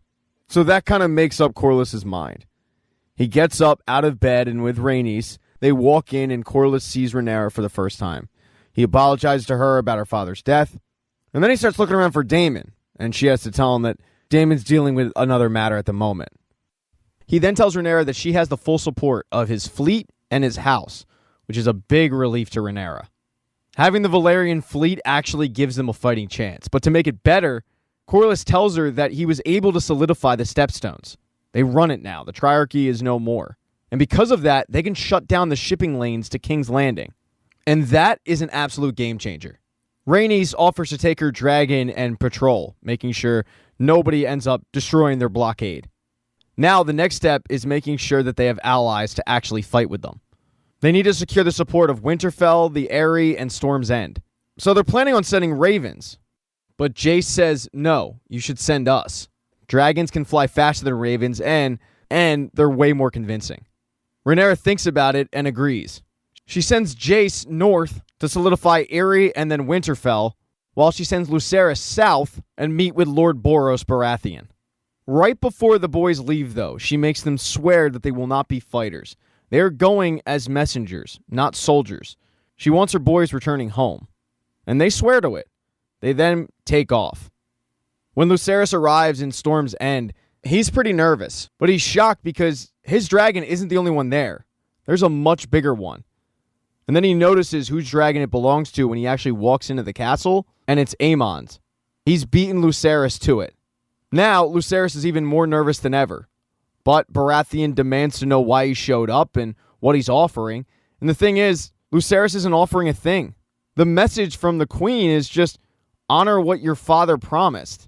But Boros Baratheon couldn't care less about what his father said he would do. He's a different man. On top of it, Aemon is offering a pretty good package. So it's going to be a no from Storm's End. But Lucerys isn't able to just walk out the door. Aemon asks him, do you really think you're just going to walk in here and try to steal my brother's crown without having to pay for it? But Lucerys tells him, I'm not fighting you. I'm here as a messenger. That's it. But Aemon isn't about to just let him walk. He wants to take from Lucerys what Lucerys took from him, his eye. Luckily for Lucerys, Boros Baratheon ain't having it. He says, you can take this fight somewhere else.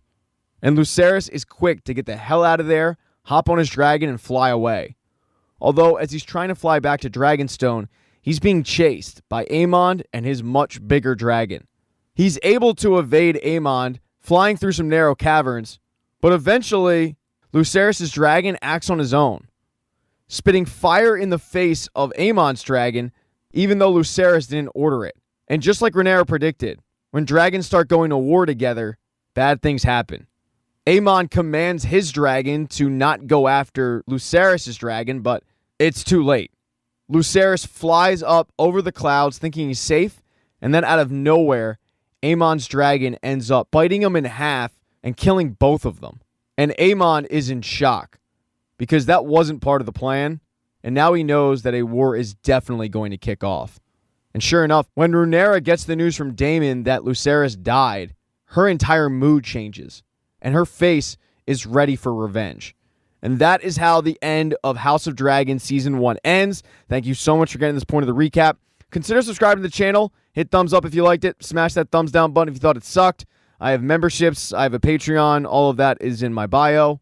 Be nice in the comments section. If I messed up a name, it happens. But let me know what you thought of this season and what you're expecting for Season 2. Now, Season 2 starts out with the news spreading that Luke has been killed. And for Rhaenyra, she's dealing with just the mourning of her son, and finding out via a raven is tough. So because of that, she's kind of MIA.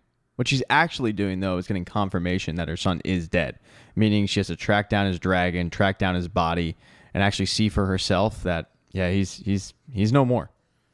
In her absence, you've got Daemon, who is dead set on starting this war and enacting revenge. And it's not like he's the only one who thinks war is coming. In fact, just about everybody thinks war is coming. It's a formality at this point. You've got the blockade going on with the Sea Snake. You've got Aemon, who doesn't really care that he just killed somebody. And then you've got Jace, who is up in the north trying to curry favor with Cregan Stark at the Wall when he got word of his brother's death. So he was already kind of preparing for war when this news broke. As I said, just about everybody's preparing for this war. They were already doing so, but now it's just 99% going to happen. The person most eager to get this conflict kicked off is probably Daemon. He wants to head to King's Landing and kill Vhagar, who was Aemon's dragon. He asks Rhaenys for help, but she tells him, yeah, I'm not doing that. I just flew around on a dragon for a few hours, making sure the blockade's in order. You don't have any power here. I'm not following your lead. And because Daemon doesn't have any backup, he has to just sit back and wait.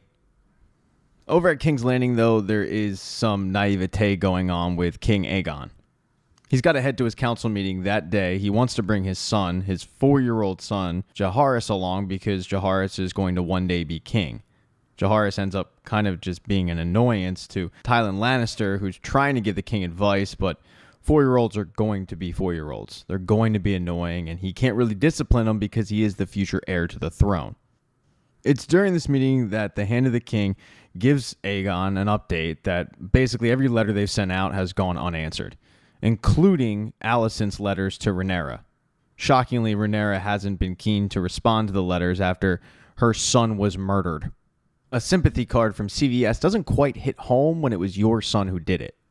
One of the maesters says, we have to prepare for war at this point. They've made it pretty clear that they're not going to be teaming back up with us and accepting our terms. But when Alicent looks at the king for support because he really hasn't gotten involved, the king is busy just staring at his son who's making Tywin's life a living hell. Aegon's just not really ready for this responsibility of being the king yet. Alicent is able to get the meeting back on track where her father lets everybody know that Rhaenyra's blockade is making life really, really difficult in King's Landing. And unfortunately, they lost the element of surprise, so now they just kind of have to play this out the way that the board is set. He looks right at his daughter as he says this, kind of blaming her for the situation that they find themselves in. As the group discuss how they're going to need to bolster their navies, and the Maester actually proposes putting Dalton Greyjoy in charge of Master of Ships, in walks Aemond. Alicent tries to let him know he's not really supposed to be there, but the king wanted him there, so Aemon stays. He starts scheming right away on how to win this war, while Aegon's answer to everything is, I have dragons and they're bigger. And even though his mother begs him to proceed with caution because you can't really afford to lose dragons, Aegon isn't worried. He wants to fly to River Run and bully Lord Tully into bending the knee. It's Alicent, though, that reminds him they can't afford to lose Vhagar at this moment because it's going to deter Rhaenyra. And Otto lets him know that he needs to practice restraint at this moment. A lot of houses are already bending the knee and agreeing to join his side. As this meeting wraps up, it's been a really frustrating meeting for Alicent. She feels like Otto has undermined her at every step of the way, and she wasn't really heard or respected for that matter. But after the meeting, she meets with Lord Larys, where he lets her know that he has interviewed all of the castle staff to figure out who betrayed their trust, and he thinks he found them, and he killed them, or he had somebody do it for him. In their absence, he's chosen her new staff personally. All of this is really, really stressful for her, and what she really needs is just a good old-fashioned dicking from Sir Criston Cole, who she's still messing around with, even though that she's not supposed to, and she knows that. She can't resist his tongue. She just can't. It's understandable. He's a handsome guy. Got a lot of skills. After talking to Alicent, Lord Larys goes, and from afar, he watches the king address subjects that are asking for help. Aegon wants to be a good king, and he wants to help his people out. He's too quick to say yes to simple asks like, can I have sheep, without thinking it through. And that's when the Hand of the King has to step in and say, no, we need those sheep. It's more an example of how Aegon is just not really prepared to lead a kingdom. After Aegon is done addressing everybody, though, Larys kisses his ass and then asks for a word, which Aegon grants.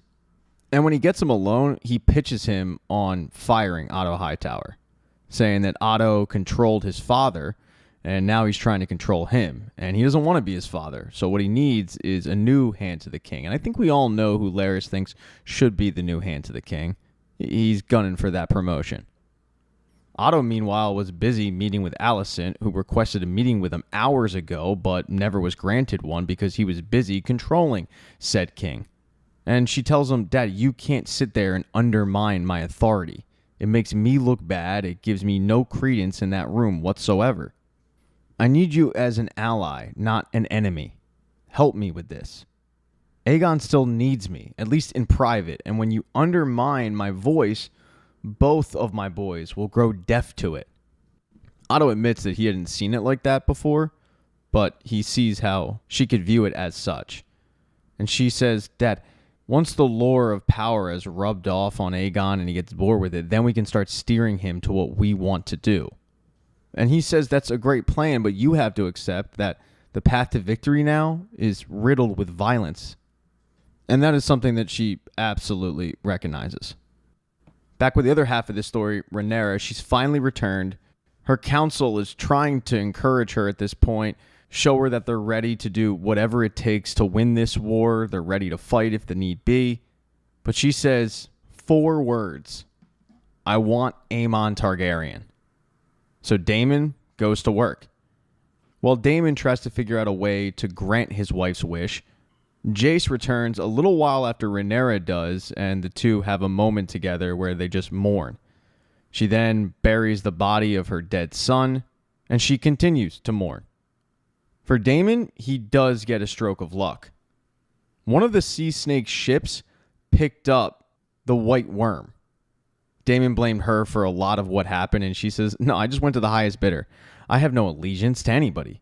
Everything I've ever done has been transactional. Daemon, trying to figure out what to do with her, just threw her in a jail cell, but when he heard those 4 words come out of Rhaenyra's mouth, he knew that he had an opportunity, but he needed the White Worm's help. So he decides to strike a deal with her. He knows that the White Worm has connections all over, including King's Landing, and he knows that she can get somebody to let him into King's Landing, which she does, of course, know somebody that can let him into King's Landing. So under the covert of night, Daemon, along with some brute, head to King's Landing, and they meet with a rat catcher. This guy's entire job is just to hunt rats in the kingdom, catch them, kill them. He's really good at it, and there is a rat infestation. It's kind of like New York City. Daemon tells this guy that he's going to give him a whole bunch of money if he kills Aemon Targaryen. He's going to take this brute, and the two are going to head into the castle using the tunnel system that the rat catcher knows so well. And once they find Aemon, kill him, cut his head off, and return it. And he'll get the other half of his payment. Once the deal is agreed upon, Daemon heads back to where he came from while the rat catcher and the brute head into the castle. They're able to sneak by the king, who is on the throne entertaining some friends, and they get to where Aemon's supposed to be, but he's nowhere to be found. Now, the Ratcatcher did ask, hey, what am I supposed to do if we can't find Aemon? And Daemon's instructions were a son for a son. So that's exactly what they do. Taking Helaena prisoner, they have her point out exactly which one of Aegon's children is the boy, aka the heir to the throne, and she points directly at Jaehaerys, who will one day be king. And that's when the Ratcatcher and the Brute end up killing a 4-year-old boy and cutting his head off. As for Helaena, she grabbed Jaehaerys' sister and brought her to safety, interrupting a sex session, a very sexy one, mind you, between Alicent and Criston Cole, and she lets him know they killed the boy. In episode 2, the aftermath of the prince getting beheaded hits the entire castle, but as you can imagine, it hits his parents the hardest.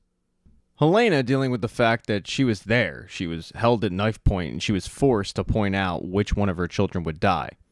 Aegon, meanwhile, responds in a blind rage, vowing to bring down the person who did this, who he's convinced is Rhaenyra. Now, when he convenes with his council, Otto Hightower isn't so sure. He just doesn't believe that Rhaenyra would be capable of killing a child. But to Aegon and to many others, they're convinced there's only one person who could do this, who would have reason to do this, and that's Rhaenyra. Aegon wants to go after Rhaenyra right then and there and start this war, but Otto says no. But because he doesn't believe that it was Rhaenyra, but also because he thinks that he can use this tragedy to actually gain some supporters.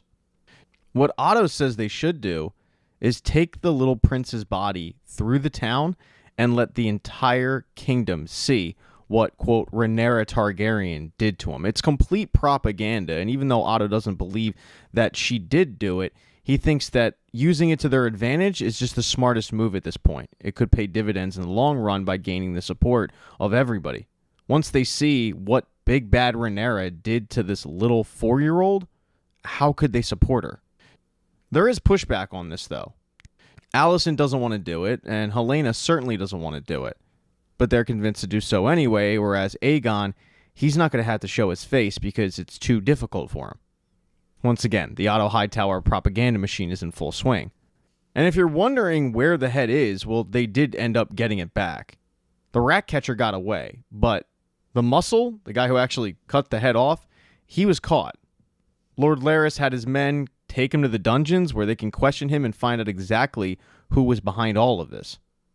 And the next day, while Alicent and Helaena are seen throughout the kingdom, riding on a wagon behind this little boy's body, questioning the murderer is exactly what Lord Larys is doing. And the murderer gives up the information pretty quickly. That Daemon was the one who paid them off, 50 now, 50 later, and he did it with a Ratcatcher, although he doesn't remember who the Ratcatcher is.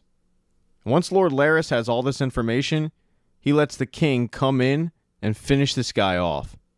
There's a moment where Aegon and Helaena are passing each other, one coming from the funeral service, the other coming from making the killer pay, and they just kind of give each other a look, both dealing with grief in a very different way. But they aren't the only ones who are dealing with grief and guilt. Pretty much everybody is that was in a high position. Like Sir Criston Cole is sitting there saying, if I wasn't breaking my vows and having sex with the queen, maybe I could have saved this little boy. And the queen is saying kind of the same thing. Well, if I wasn't having sex with Sir Criston Cole, maybe that little boy would be alive. And then there's Aemon, who knows exactly who the hit was actually intended for, but he was nowhere to be found. So he certainly feels guilty, and he goes and wallows away in a brothel to a hooker about how he actually does feel guilty of what happened with Luke, but how this is further proof that Daemon is just scared of him. Yeah, everybody in the kingdom is kind of asking themselves what they could have done to prevent this tragedy. The next day, Criston Cole actually takes out most of his aggression on poor Eric. He starts off by questioning where Eric was when the prince was killed, and Eric says, I was guarding Aemon, he wanted to hang out with some friends. But Criston Cole continues to go in on Eric, blaming him for not being there, pointing out that his brother is a traitor, and when Eric pushes back, Criston Cole reminds him who's actually in charge of this by saying, well, you know, I have a way you can redeem yourself. Go kill Rhaenyra. The pressure of being the head of the King's Guard is clearly getting to Criston Cole. He's been in charge for 5 days, and this tragedy has occurred on his watch. On top of it, he's broken some vows. So, unfortunately, the whipping boy in this situation is going to be Eric, and he can't do anything about it. He knows that going off and trying to, quote, kill Rhaenyra is going to be a fool's errand, and he's probably going to die doing so, but he doesn't really have much of a choice. And the way that Criston Cole is wording it shouldn't be that difficult. You got a twin brother over there. Just pretend to be him. Sneak in. Kill the queen. You'll come back. You'll save a lot of lives because this war won't kick off, and you'll be deemed a hero. And while all of that sounds well and good, Eric knows that it's going to be a lot more difficult than that. But he heads off. While Criston Cole takes action, so does Aegon. When he finds out about this rat catcher fiasco, he hangs the rat catcher. The problem is, he hangs all of the rat catchers. And he does so publicly, their bodies hanging for their families to see. You've got 5 innocent men who were killed and only 1 guilty one. And that's something that Otto Hightower does not stand for. He barges into a room that's occupied by Aegon and Criston Cole, and he starts reaming into the king about how this was the dumbest move possible. How he just took all that good favor, and he looks like a tyrant. He keeps going in and in and in on the king until finally the king gets tired of it and says, you know what? You made me look weak by having that little funeral procession. You haven't been a man of action. You know who has? Sir Criston Cole. He's already done something. And when he finds out that Criston Cole sent Eric to go kill Rhaenyra, he can't believe the stupidity. But for Aegon, he loves it. He loves the gumption, if you will. And he decides that what Lord Larys said was correct. That Otto Hightower was his father's hand, but he doesn't need to be his hand. And he fires Otto Hightower.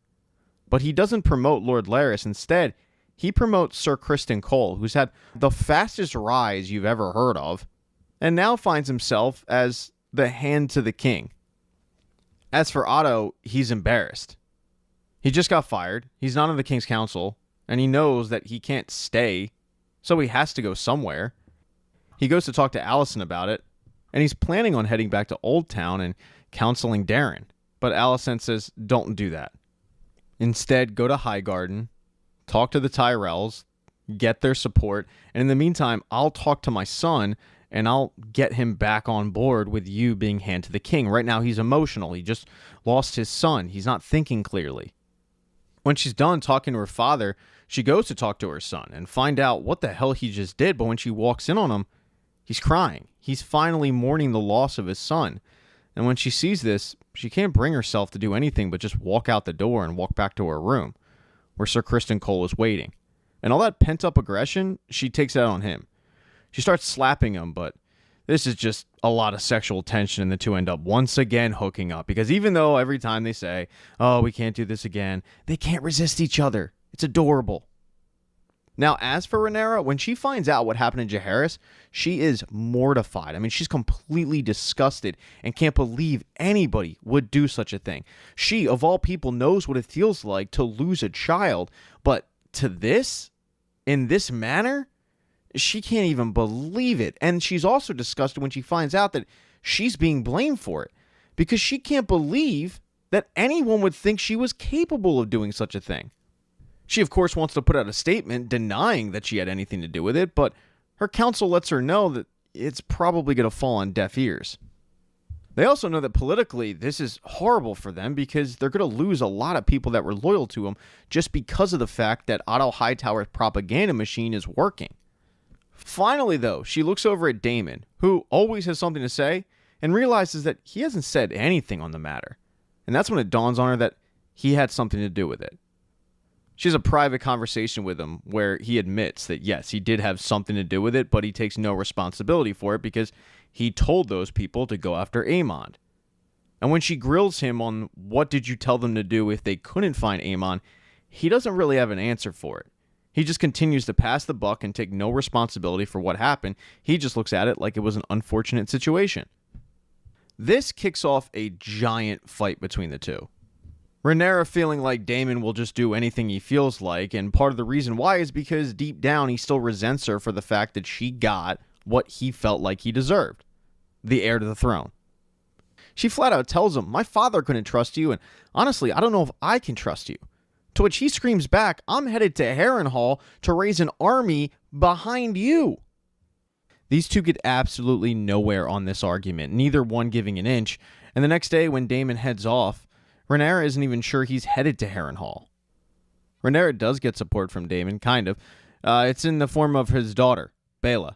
Rhaenyra tells Baela to take Moondancer and just keep an eye on King's Landing. She needs to know what their next move is because she figures with them thinking that she was the one who ordered the hit, they're going to come looking for some revenge.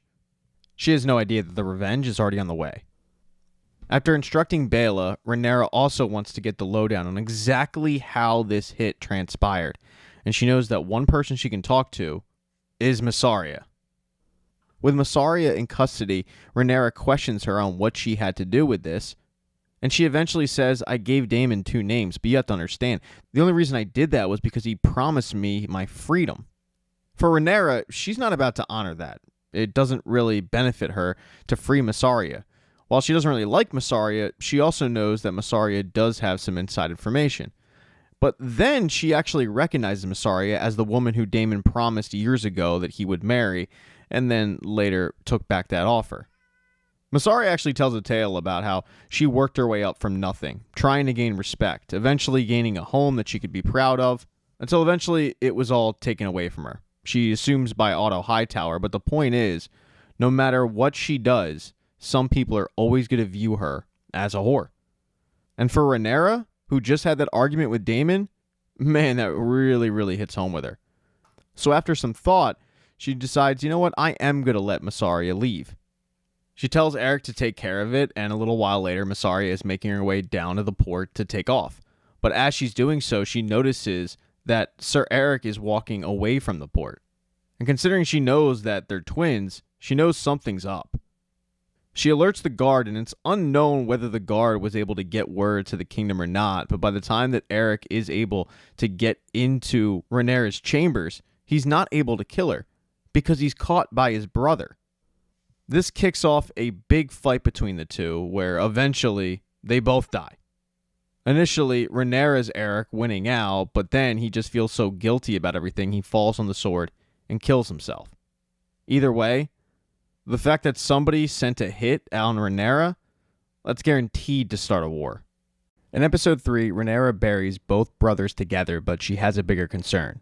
Everybody is on high alert.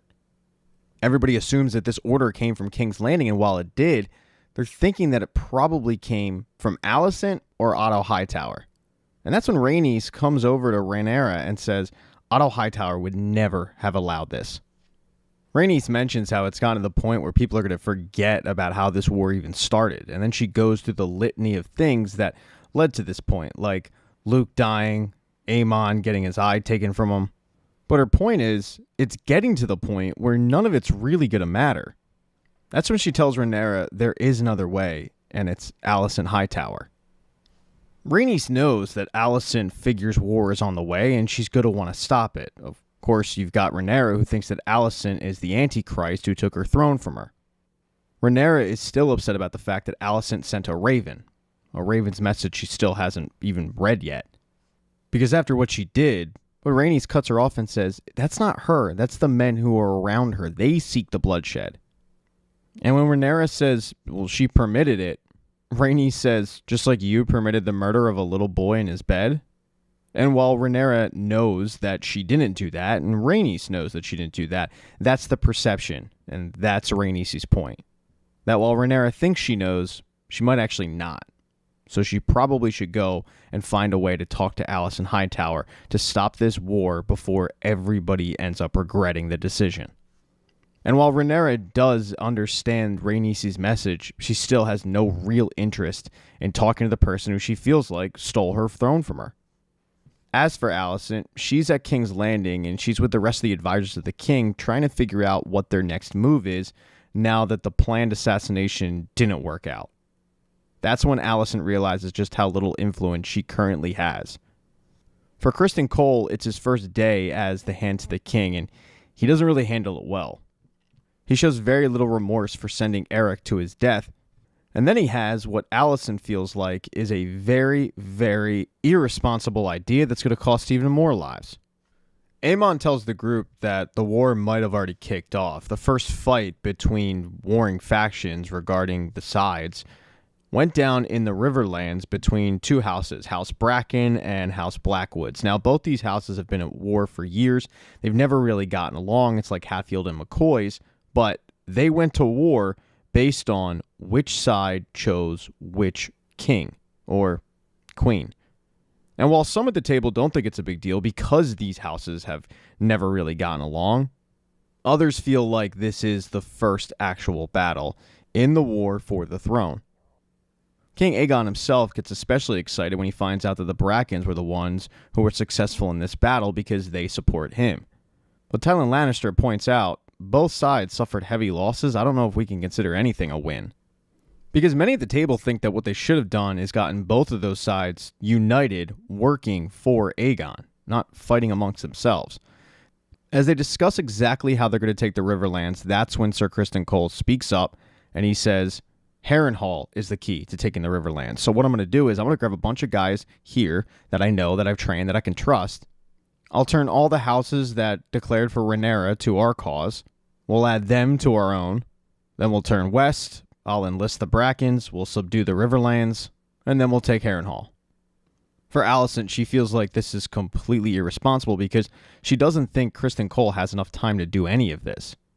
He's just rushing into this idea. He hasn't really planned out for any of it. But when she pushes back, Aegon disagrees with her. So much so that he's planning on joining Criston Cole with a dragon that he owns named Sunfire. But nobody likes that idea, including Criston Cole. He doesn't want to draw any attention, but Aegon asks him, what are your plans to do if you encounter a dragon? And Criston Cole feels like they're more likely to encounter a dragon if they bring one of their own. While the entire table pushes back on the idea that Aegon should do this, Aegon, who is really insecure, decides, no, I need to prove myself. I'm going. The next day, Criston Cole grabs his men, all the ones that he can gather. He, however, is getting a couple more people that he wasn't expecting on this journey, and that is Alicent's brother, Gwen. The initial interaction between Gwen and Criston is really awkward because Gwen is not happy with the fact that his father, who served 3 kings, was fired for this guy who has no experience whatsoever, and he has no problem making that known. And because of that, Criston doesn't want to bring him along, but Alicent insists. So Criston's stuck with Alicent's brother on this mission that Alicent doesn't agree with. Criston knowing full well that all of this is basically just to keep an eye on him. And while Aegon was planning on going, he's actually talked out of it by Lord Larys, who pulls him aside and says, yes, the idea that you are brave and you're going into battle, a lot of people are saying that, but there's also people that are saying that you were outsmarted by your counselors, and all of this is so Alicent can really rule in your absence. And that's enough for Aegon to stick around and not go off to war. He decides instead to go off to the brothel with a guy who's a virgin and finally get him laid. What he finds, though, is Aemond laying with the hooker that he lost his virginity to, and that's when Aegon just starts mocking him relentlessly about the fact that he hasn't moved on from the girl that he lost his virginity to. It's really embarrassing for Aemon, but he just gets up and walks out. Over at Casterly Rock, Rhaenyra has to thank one person for the fact that she's still there, and that's Mysaria. She came back and she warned everybody about what she saw. She felt like she kind of owed it to Rhaenyra after Rhaenyra decided to let her go when she didn't have to. And after thanking her, she goes and meets with Rhaena. After the attack on herself, she can't risk her children dying. If they can get to her, they can certainly get to the kids. So she decided to send her youngest children off to safety until this war is over. She's sending them off to her cousin, Lady Jane Eyre, and she's promised an army in return for a dragon. And she wants Rhaena to go with them. And for Rhaena, she doesn't want to do this. She doesn't want to be a glorified babysitter. She feels like nobody respects her, not like they respect Baela. And this is kind of further proof of that. After giving Rhaena the bad news, she then goes and meets with her council, because just like with King Aegon and Alicent and that group, she needs to figure out her next move. One of the issues is no one has heard from Daemon. No one knows where Daemon is. No one knows if Daemon's been able to secure Harrenhal. So for the time being, they have to act like he hasn't done anything. Some of her council just want to take the dragons and go scorched earth. That's how you win the battle, but Rhaenyra doesn't want to do that. For her, she wants to win this war with armies, not dragons, because you start fighting with dragons and dragons end up dying, and it's a no-win situation for anybody. A couple other members of her council point to the fact that now she's pretty exposed. Daemon's nowhere to be found. Maybe she should just go on hiding and, they'll run things while she's away. But, man, she really hates that idea. No, the only thing they agree upon is giving Daemon more time to gather an army. After this very, very contentious meeting, Rhaenys goes and meets with her husband by the sea, and she gives him the update on everything that just went down in that shit show. The conversation then turns to Rhaena, who's about to leave that day and who Rhaenys said goodbye to. Rhaenys proposes that they make Rhaena the heir to Driftmark, which Lord Corlys just kind of laughs at. It doesn't seem like Corlys is really interested in naming any heir to Driftmark, but that's when Rhaenys points out, "We are at war, I could lose you at any moment." All he says, though, is, "Well, it's a good thing I'm a good sailor." As for Rhaena, she's back at the castle, she's putting on a strong face, but Baela knows that she's not happy about it.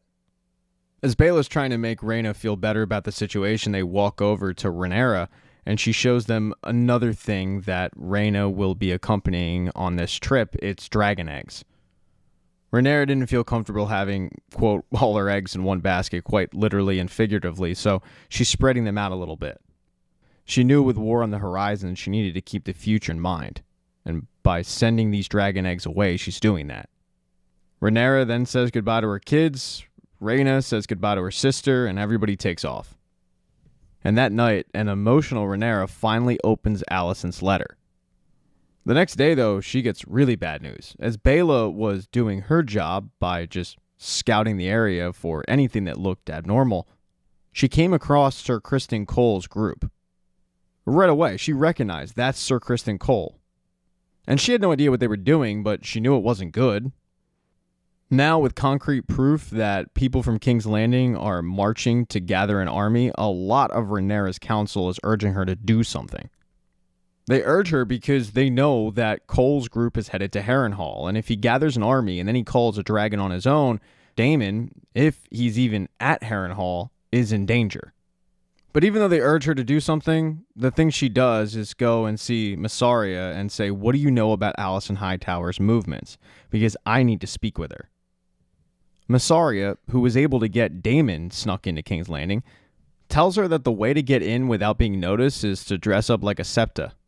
And the next day, Rhaenyra does just that. She dresses like a septa, she's able to get into King's Landing, and she meets with Alicent as she's praying. Now, Alicent is totally shocked that Rhaenyra is there, and Rhaenyra explains, "I'm here because we are the only two people that can stop this war from happening."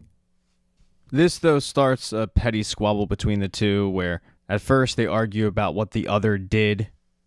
Alicent thinking Rhaenyra sent the killers, Rhaenyra thinking that Alicent might have had something to do with the hit on her. But then the argument goes to the throne and how Rhaenyra feels like Alicent stole it from her. She remembers her father saying that she was the rightful heir, and then at the very last minute, Alicent had a conversation with her dad, and suddenly he changed his mind. And Alicent says, yes, he did. He actually changed his mind. She looks Rhaenyra dead in the eye and says, "I swear, on the memory of my mother, I proclaimed to an entire room that you would make a good queen. But then I walked in that room, and your father, who was very weary, spoke Aegon's name and said that Aegon was the prince that was promised." When Rhaenyra hears that, she's floored.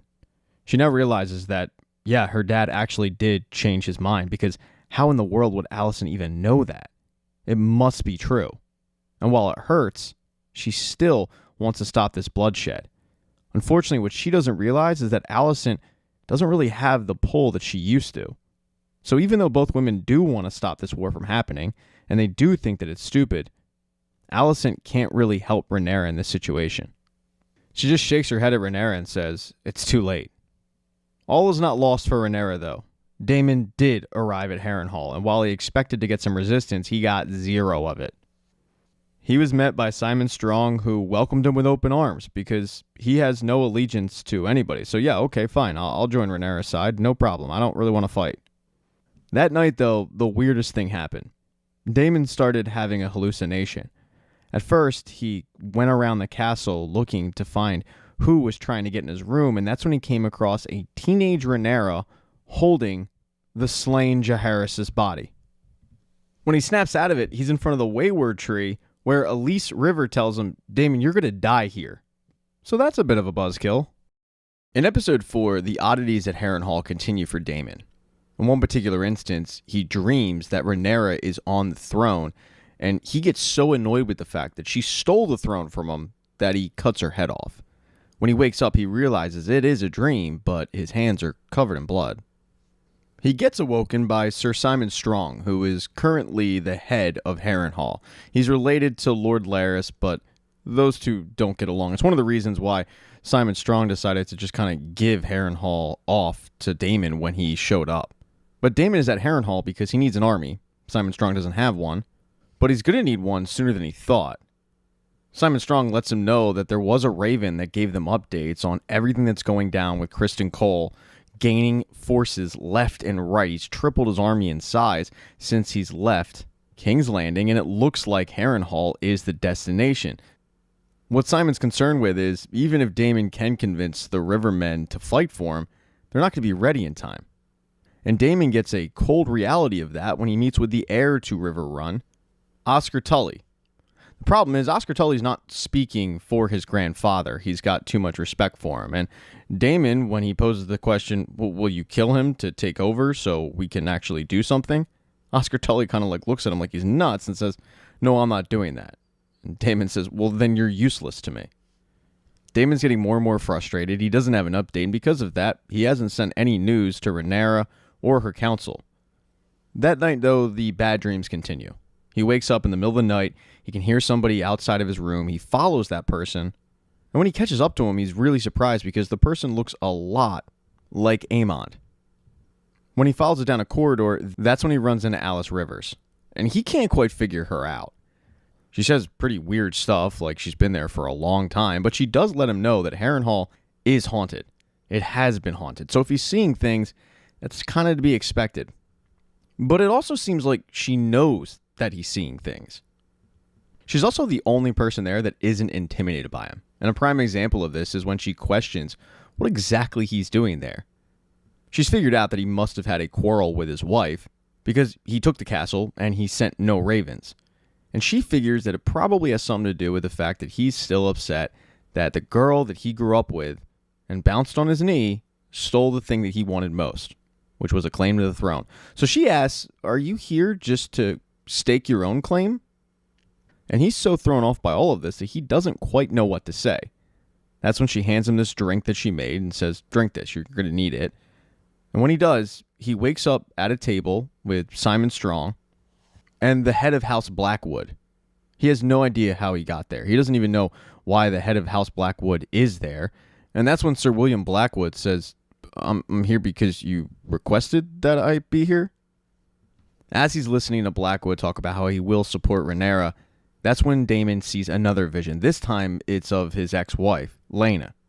Daemon's so thrown off that Daemon doesn't quite know what to make of anything these days.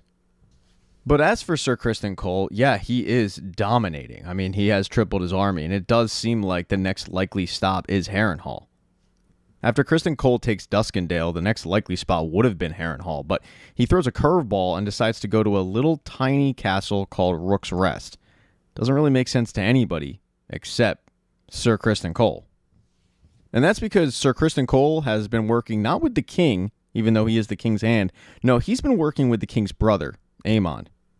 When Aegon meets with his council, he is livid with the fact that Daemon has apparently taken Harrenhal. Word has gotten to them, and it's thrown the king off a little bit, especially with Lord Larys being a strong. So he starts to blame Lord Larys for it, but Lord Larys isn't really concerned with Harrenhal. He knows what Harrenhal is. It's an empty, haunted castle. There's nothing really there. If Daemon wants it, take it. The way that Larys looks at it, Daemon's kind of wasting his time. And when Aegon hears this, you can tell that he does understand the logic, but he's just more annoyed with the fact that he wasn't informed. And that is when Aemon steps in and says Harrenhal's going to wait because Criston Cole is going to Rook's Rest. Aemon starts to inform the entire council of why Criston Cole is doing this, and it does make a lot of sense. Rook's Rest is weakly defended, and as a bonus, one of Rhaenyra's council members is in charge of it. But the real strategy in this is, after Criston Cole takes it, they'll be able to cut off Dragonstone by land. Aemon finishes up by telling everybody that this war is not going to be won with dragons alone. It'll be won with dragons flying behind men. And when Aegon hears all of this, he's livid. He wants Criston Cole to turn around, go back, get Harrenhal. But Aemon lets him know it's too late. And when Aegon hears that Criston Cole was sending word to Aemon and not himself, the king, he gets super upset. And that's when Aemon, remembering how his brother showed up at the brothel and embarrassed him, gets a little payback. He starts speaking High Valyrian, knowing full well that his brother doesn't speak it quite well. And while the conversation between the two isn't all that important, it's just another embarrassing moment for the king in front of his council. It makes him look powerless. Aegon is forced to kind of sit back and listen to his brother tell the entire group once again why Criston Cole leaving Harrenhal and going after Rook's Rest makes a lot of sense. And yeah, while it makes a lot of strategic sense, it leaves the king very, very annoyed. One person who's noticeably absent from the council meeting, though, is Alicent. She's still reeling from her meeting with Rhaenyra and what Rhaenyra said. Really, the only thing she's done that day is take that Westeros birth control, because at this point she's not really happy with Criston Cole, and I don't think she wants to have his baby very much. Lord Larys decides to pop in after the council meeting and check on Alicent. He gives her an update on how the meeting went, but what he's really done is come and check in on the relationship between her and Criston Cole. Doesn't take a real genius to figure out that, yeah, she's not really happy with him. But then Lord Larys notices that Alicent's been reading the history books, which he finds surprising. He knew that Viserys did it a lot, but Alicent's been doing it ever since the meeting with Rhaenyra. He finds it super weird that she's doing that, and he starts poking around for any hint, any clue that she could give him. One of the things he asks her is, "Do you doubt his intentions now?" And she thinks about it and says the significance of Viserys' intentions died with him. It's not going to matter. This war is going to be fought, and whoever wins is going to ascend to the throne. Later on in the day, Alicent gets another meeting, but this time it is from her son, the king. He is livid. He starts whining to his mother about how nobody cares what he actually thinks, even though he's the king. And while normally she would kind of coddle her son in this moment, be understanding to his feelings and whatnot, she's just kind of over it. She looks at him and says, "Do you think just wearing that crown makes you smart? Those men at your table, they've earned those seats. I really thought that you would try to learn from those guys and be maybe half the king that your father was." Aegon is so taken aback by this that he actually looks at his mother and says, "Tread carefully," but she calls his bluff and says, "Or what? You gonna hang me like you did the rat catchers? You gonna banish me like you did your hand? No, you forget. I actually ruled while your father was sick for years. So I think you should be humbly seeking our opinions." An exasperated Aegon looks at his mother and says, "What would you have me do?" And she is very blunt. "Do what is required of you, which is nothing." And for an emotional Aegon, that's the worst thing he could have heard. Now, Aegon isn't about to sit back and look weak for his council. He's going to do something. What Aegon does is he decides, I'm going to go join the fight at Rook's Rest. After all, my brother did say it was an easy target. The thing is, he doesn't tell anybody about that. He just decides to do it on his own, but hey, that's, I guess, one of the perks of being the king. Now, over with Team Rhaenyra, they're also going to have a council meeting, but before they do, Rhaenys goes down to the docks and she meets an interesting fella named Alan of Hull. The thing about Alan is he saved Lord Corlys's life. And Rhaenys thinks that he probably should be celebrated for this. But he hasn't been. He's just a captain on the ship. And that's when Rhaenys notices he looks a lot like Lord Corlys. She doesn't need to be Maury Povich to know that Alan of Hull is the bastard son of her husband. And when she questions her husband as to why he hasn't, at the very least, promoted Alan, and instead he's hiding him away here, Corlys gets a little bit defensive and changes the subject and asks his wife, "What are you doing here?" She lets him know that Baela has requested her to show up at the council meeting because without Rhaenyra anywhere in sight, she hasn't returned yet from her meeting with Alicent. Baela needs a little bit of help. She needs a veteran leader. And the absence of Rhaenyra is a little puzzling for her council. They don't know where she went. She kind of just disappeared. The council's been rudderless, and Rhaenys has stepped up to lead it. And when she gets a little bit of pushback for this, that's when her husband shows up to defend his wife.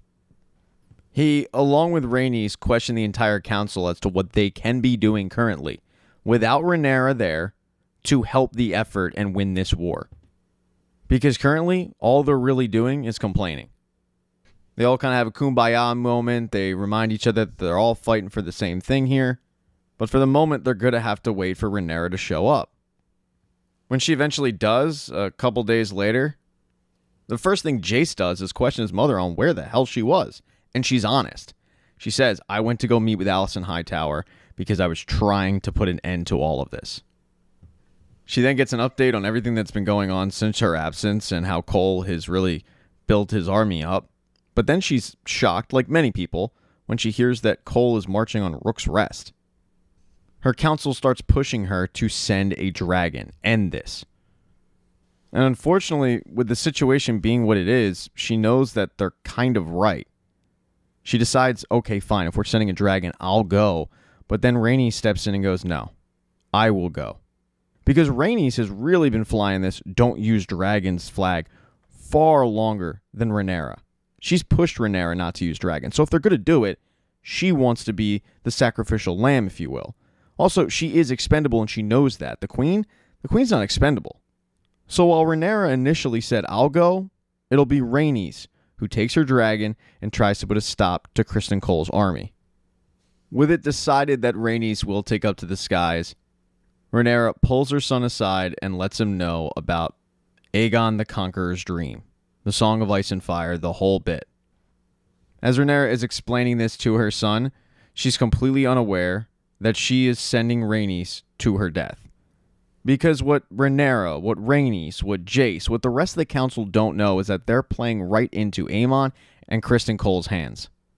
The march on Rook's Rest isn't just to get an easy target. The march on Rook's Rest is to lure that dragon out. This is exactly what Criston Cole and Aemon want. They're going to bide their time with this little Rook's Rest castle, but at the end of it, they want to be fighting in the sky. So when Rhaenys shows up with her dragon, many people start panicking. But Criston Cole says, no. Just use the signal I told you about. And that's because in the middle of the woods lies Aemon, waiting patiently to fly up in the sky and meet Rhaenys. And that's exactly what happens. Now, Rhaenys is able to take out a lot of Criston Cole's army. But just as Aemon is about to fly up and meet Rhaenys in the sky, they get an unwelcome visitor. It's the king. By God, king! That's Aegon's music! Yep, he flies in. Because he suddenly wants to be Tommy Toughnuts, and he finds out real quick that he's not built for that lifestyle. Rhaenys, being a veteran in the game, is able to use her dragon and tear up Aegon's dragon. Sunfire is really no match. With Aegon struggling big time, that's when Aemon and his dragon fly up in the sky and meet Rhaenys. And when Aegon sees this, he's relieved because there's his brother in to support him. Or so he thought.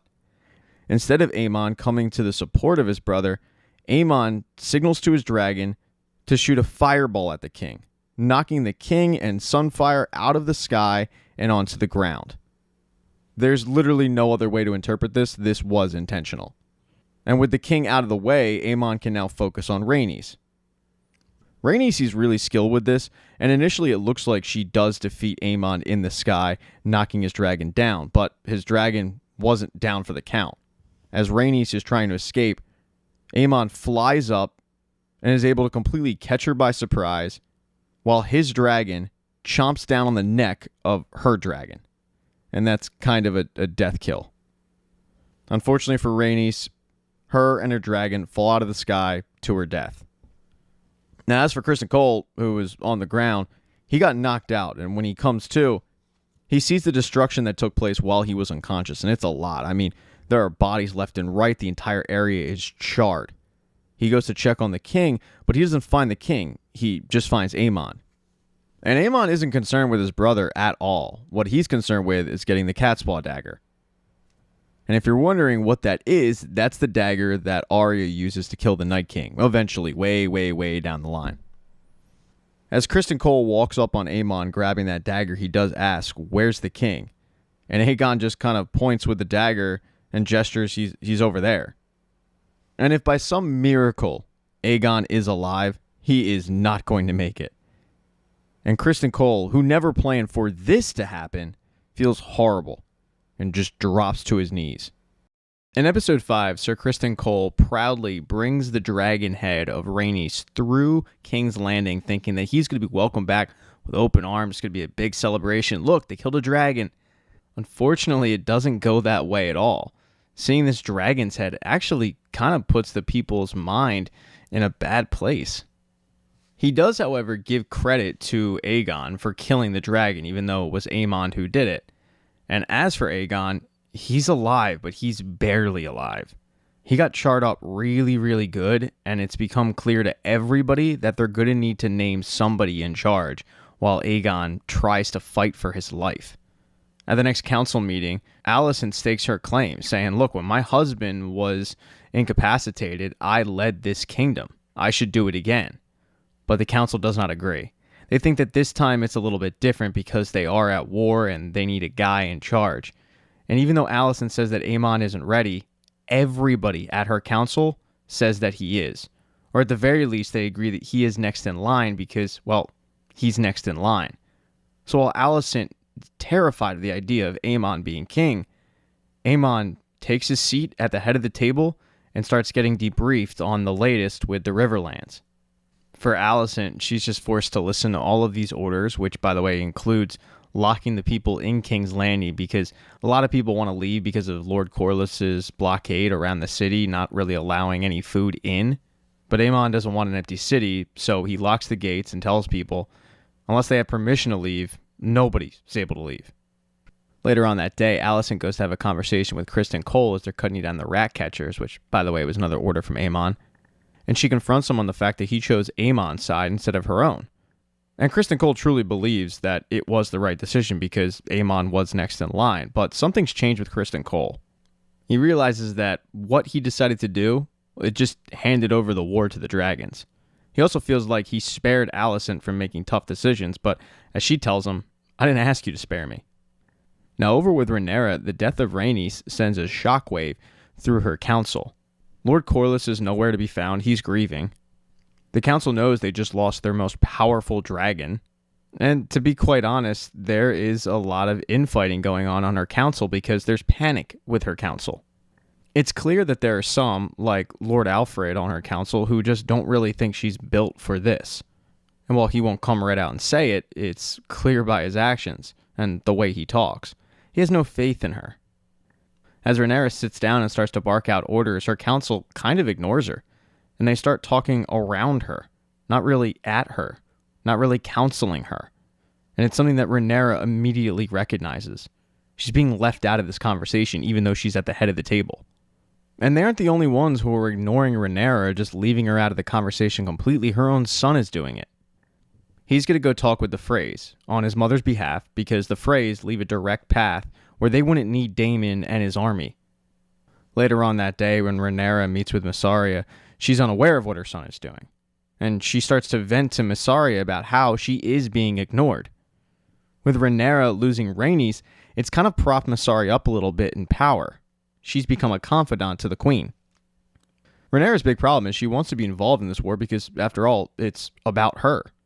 But one of the big issues is her father didn't prepare her to fight. If she was born a boy, he would have put a sword in her hand as soon as she came out of the womb, but instead, she wasn't. She feels like her own council looks at her as weak, especially every time they bring up Daemon's name, like they need him. When she admits that she doesn't know her part, Mysaria tells her that Criston Cole made a grave mistake with that dragon's head, parading it around like it was a prize, because what it really did was backfire on him, and the people think it's a bad omen. People are afraid, bread is scarce, the king has fallen.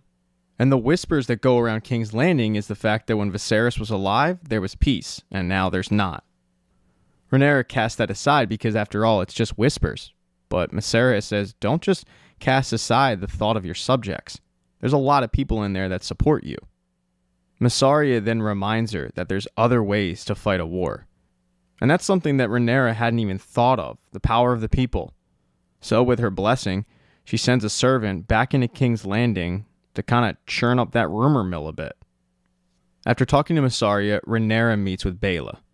After all, Baela did just lose her grandmother, and Rhaenyra just lost her hand to the queen, so they're both grieving at the moment. The real reason, though, why she called Baela is because she wants Baela to go talk to Lord Corlys. She wants Lord Corlys to be her new hand. She knows that she needs a trusted council member, and Lord Corlys would be it. He's the next best thing, but he's grieving at the moment, and Baela's probably the only person that could get in touch with him and get through to him. So Baela goes and meets with her grandfather that night, and at first he just doesn't want to hear it. He's acting like he's the only person who's lost somebody. Like he was the only one who was attached to Rhaenys. And Baela has to remind him, hey, Slappy, she was my grandmother. I lost somebody too in this. She then hands her grandfather over the pin that signifies that he would be the hand. At first he has no interest, but Baela gives him a lot of tough love, and as she's walking away, allowing her grandfather to make this decision, whether he wants to be the hand to the queen or not, he yells back at her, I'm going to make you my heir. And she says, I am blood and fire. Driftmark must pass through salt and sea. When Lord Corlys goes back to his very empty castle and sits on his meaningless throne, he has time to think about it, and he decides, you know what? This is how I'm going to honor my wife. By becoming the hand to the queen and making sure her death is not in vain. Rhaenyra hasn't gotten this good news yet when she decides she cannot wait for Daemon any longer. She's been sending Raven and Raven and Raven to Daemon, but he's left those ravens on red. So she calls upon Lord Alfred, and she tells him, I'm going to need you to go to Harrenhal and get a decision from this guy. Find out what's going on, find out what's going on in his head, find out if he's actually creating an army for me or if he's creating an army for himself. But whatever you do, come back with some answers, because we need to plan on what we're doing next. As Lord Alfred goes out, Jace returns from his little side mission, and it was successful. If the Freys get Harrenhal by war's end, then they'll bend the knee. Rhaenyra's proud of Jace, but she's also jealous of Jace. She's envious of the fact that he was able to do something to contribute to this war, while she's expected to just sit back and do nothing. She hates it. And Jace tries to remind her, you are the queen. I mean, you're the thing that binds us all together. We can't risk losing you. And they get into a little back and forth about this, but the real issue is they are outnumbered at this point. They lost their biggest dragon, and Rhaenyra is a dragon rider who's not able to ride a dragon because her council won't allow it. Every time she suggests it, they shoot her down. Now, they do have 2 dragons who could go up against Vhagar, but they don't have any riders for the dragons because a dragon will only accept a dragon lord's blood to ride it. And that's when Jace comes up with a tremendous idea. Since they don't have enough dragon riders in their bloodline, they just go through the bloodline's charts. They find people that married in other families, maybe never had the nobility claim, but they have their blood coursing through their veins, and it might only be 25%, but hey, it's enough. And sure, not everybody's going to be able to ride dragons, but if they can find 1, 2, 3, 4 people, that'll tip the scales of the war in their favor. So now all they have to do is go through the bloodlines and find those people. As for the big question of what's going on with Daemon and Harrenhal, well, those dreams are getting worse and worse. In the latest one, he has sex with his mother. He doesn't know it's his mother. It's awkward, it's hot, it's steamy, and then it's gross. But he's not just having problems sleeping. He's having problems creating an army. The Riverlands are completely different than anywhere he's ever been. They don't respect dragon riders. They don't care about him. And he gets a first-hand experience in this when he approaches the Bracken on his dragon and he says, the terms are simple. You either renounce the false king as a usurper and join our side, or we're just going to burn your entire house down. And Lord Bracken is willing to die. He calls Daemon's bluff. He turns around and he walks away. And Daemon doesn't do a thing about it. He brought Lord Blackwood with him on this mission, and Blackwood thinks that Daemon should have stuck to his guns and just burned them all alive. But Daemon says, no, I actually want people like that. People that would rather die than switch sides. Yeah, I need those people. Since his methods didn't work, he sends Blackwood to go reason with the Brackens. Persuade them to join sides. And that's not going to be easy because they've been feuding for generations. When Daemon returns to Harrenhal that day, he does have faith that Blackwood will get the Brackens to join sides, and because of that, he wants to get the house in order. That's when he gets the unfortunate news that Harrenhal has no money. The castle needs to get fixed up, and when Simon Strong suggests that maybe Daemon, being emissary to the queen, could just write to her and ask for money, he shoots that down and says no right away. He's in charge of Harrenhal. He'll figure it out. As Daemon is leaving dinner that night, Simon Strong says, "Very well, Your Grace." But Daemon stops and turns around and says, "You should address me as your king." And Simon corrects him and says, "But you're the prince." To which Daemon asks him, "What would you call the husband to the queen?" "Well, the king, consort." And Daemon thinks about it and says, "There's really no need for the second part of that." So that's kind of an idea of where Daemon's mind is at. The next day, Daemon starts to fix up Harrenhal for the arrival of the Brackens and the Blackwoods, but he has an interesting conversation again with Alys Rivers. As she starts trying to heal his hands up because they were split open while he was cutting firewood, she says, "I hear strange things from Brackenland, Stone Edge, Lambswood, and Moray." And Daemon gets excited and said, "So there's news?" She says, "No. What I hear in the wind. It's cries of anguish. Children being taken from their mothers, men coming home to find their doors unlatched, their wives carried away." Daemon tells her that the Brackens had their chance to come along with his side, and maybe if they think that their children's lives are at risk, they'll think twice about their decision. And Alys fights back on this, questioning if that's really the army he wants, men who hate him and fight for him only under duress. And this sparks a back and forth conversation to which neither are going to agree to the other person's side. When Alys gets up to leave, Daemon doesn't allow her to, and he says, "Aegon is unlikely to survive. And that means the realm is going to suffer if Aemon rules. Just hope that you never have to encounter him. He'll cut you down." And Alys cuts him off and says, "Well, I heard the same thing about you, but I'm not going to cross anymore. I'm sure all your tactics are approved by the queen." And Daemon turns to her and says, "She cannot succeed. Even if I willed it to be so, the people who support her will not be led by her. They look to a man for strength, and who's better suited than me? When I take King's Landing, Rhaenyra is welcome to join me there. She can take her place by my side, king and queen ruling together." The conversation gets interrupted when Simon Strong walks in and said that he got news from Stonehenge and the Blackwoods have overwhelmed the Brackens. Because of it, Lord Amos has pledged his banner to Daemon. House Bracken is officially Daemon's, and that's great news. At least, so it seemed. Turns out everything that Alys Rivers was hearing was right. In the middle of the night, the River Lords come calling to Harrenhal, and they want a word with Daemon. They don't like the way that William Blackwood handled himself in getting the Brackens in line. They understand punishing the Brackens, but the Blackwoods went after innocent people here, women and children. One of them speaks up and says, "They were speaking for you. I mean, these beasts proudly carried the banner for House Targaryen, red dragon on black." And that's when Daemon is visited by his dead wife, who tells him that there's been a terrible war that's been visited on these lands. She then asks if Daemon's been looking after their girls, but then she disappears and Daemon's back in the conversation.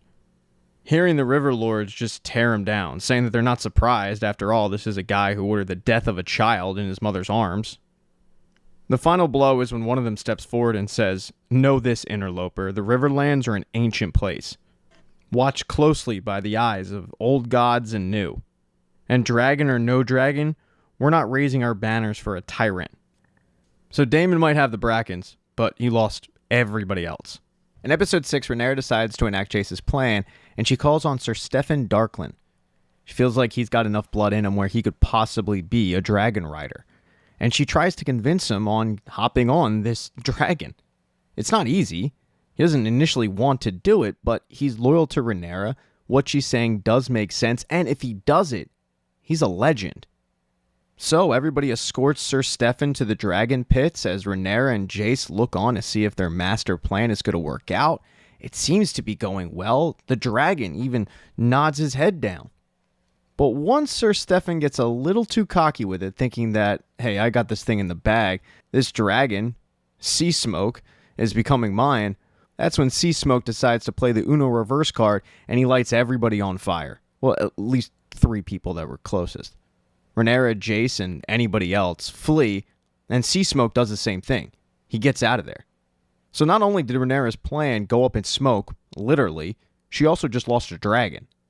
As she's trying to get back to her room, she's kind of being yelled at by a member of her council, saying how idiotic that move was, how they just lost Sir Steffon, who was a valiant knight. And finally, she just turns around, slaps the shit out of him, and says, "You know what, this is my fault. I allowed you to stop fearing me." It's not like Rhaenyra doesn't feel bad about the fact that this plan did fail, and on top of it, she's not liking her chances currently because she can't figure out how to win this war. When she gets back to her room, Mysaria comes over and makes her feel a lot better about the situation, saying, hey, what you just did, that was worth it. But in that moment, Rhaenyra's like, nah, it wasn't, because while there are other candidates, who's going to want to volunteer after they hear what just happened to Sir Stefan? Probably not a lot. That's when Mysaria decides to switch up the topic and let her know that their little plan over in King's Landing is slowly working. Her people have started to loudly talk about the fact that in the kingdom, they're eating like kings, while people out in the streets, they're struggling because the only thing they're allowed to eat is fish. And the people are sick of fish. This is building up a lot of resentment for the crown. Rhaenyra asks Mysaria if it'll be enough, and she says, well, it's really tough to win a war outside of your kingdom while keeping peace inside your kingdom. Later on in the day, as Rhaenyra is just trying to kind of get some peace, shut her brain off, Jace comes over and talks to her because he heard about what she did to the member of her council, slapping him, and he's all for it.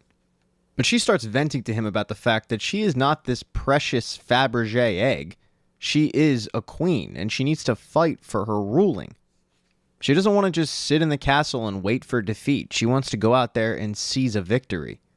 But Jace has to remind her that that is not worth it. She is way too important, and she's sick of hearing that. She's also really sick of hearing about Daemon, about how they have to wait for Daemon, see what Daemon's done. Because to her, it's becoming kind of clear that Daemon isn't really on their side anymore. Daemon might have went out and done his own thing. So waiting for Daemon might be a fool's errand. Before the conversation can get really nasty, Mysaria comes over to let her know that their little plan on King's Landing is in stage 2. And that plan is to send food to King's Landing in the middle of the night.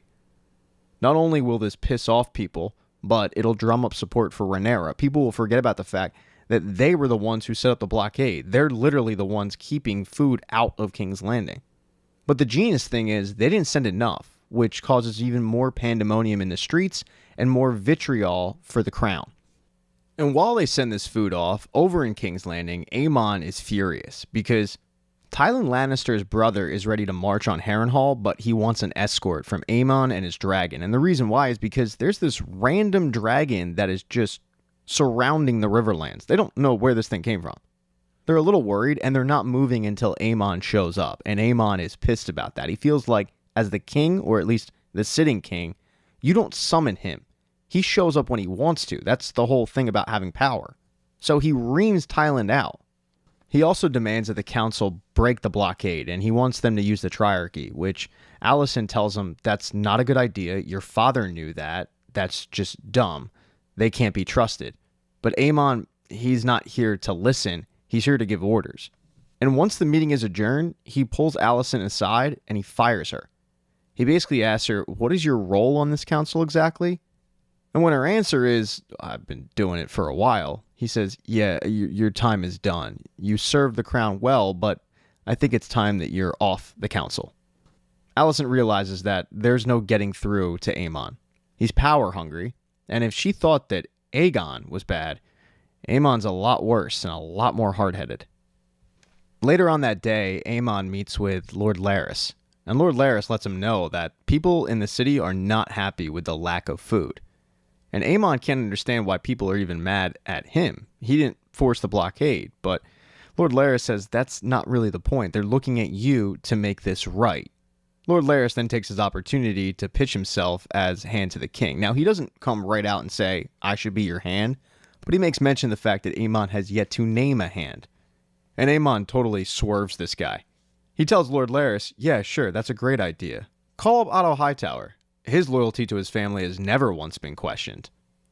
You know that hurts Larys deep. They then, however, get some really surprising news. Aegon is awake. It wasn't looking good there for a while, but Aegon continues to fight, so Aemon decides to pay him a visit, and he lets him know what's up. He clears out the entire room, and he instills his power on his brother. He asks his brother, what do you remember? And Aegon says, nothing. The whole time, Aemon is pushing his body into Aegon's wounds. It's obvious that Aegon remembers everything, but he also knows that he's in a fragile state and he's in danger at the moment. Aemon, having all this power, he's not going to want to relinquish it. So Aegon is going to tell him whatever he wants to hear until he's healed up. Luckily for Aemon, he's helped out when the Maester comes back into the room and interrupts this interaction between brothers. It forces Aemon to just leave, instructing the Maester to make sure his brother is comfortable. After Aemon leaves, Alicent decides to go visit Aegon, and she's just by his bedside, just kind of being there, when the Maester shows up and she asks him, "Have you heard from my father?" And they haven't heard from Otto Hightower since he left. That's concerning for Alicent. She doesn't want to have that relationship with her father. So later on, she goes and talks to her brother. And her brother says, "Alicent, our father's resourceful. He's fine, and he'll send news when there is news to send." With nothing else really to do, she goes and grabs Aegon's wife and says, "Let's go light some candles for the king."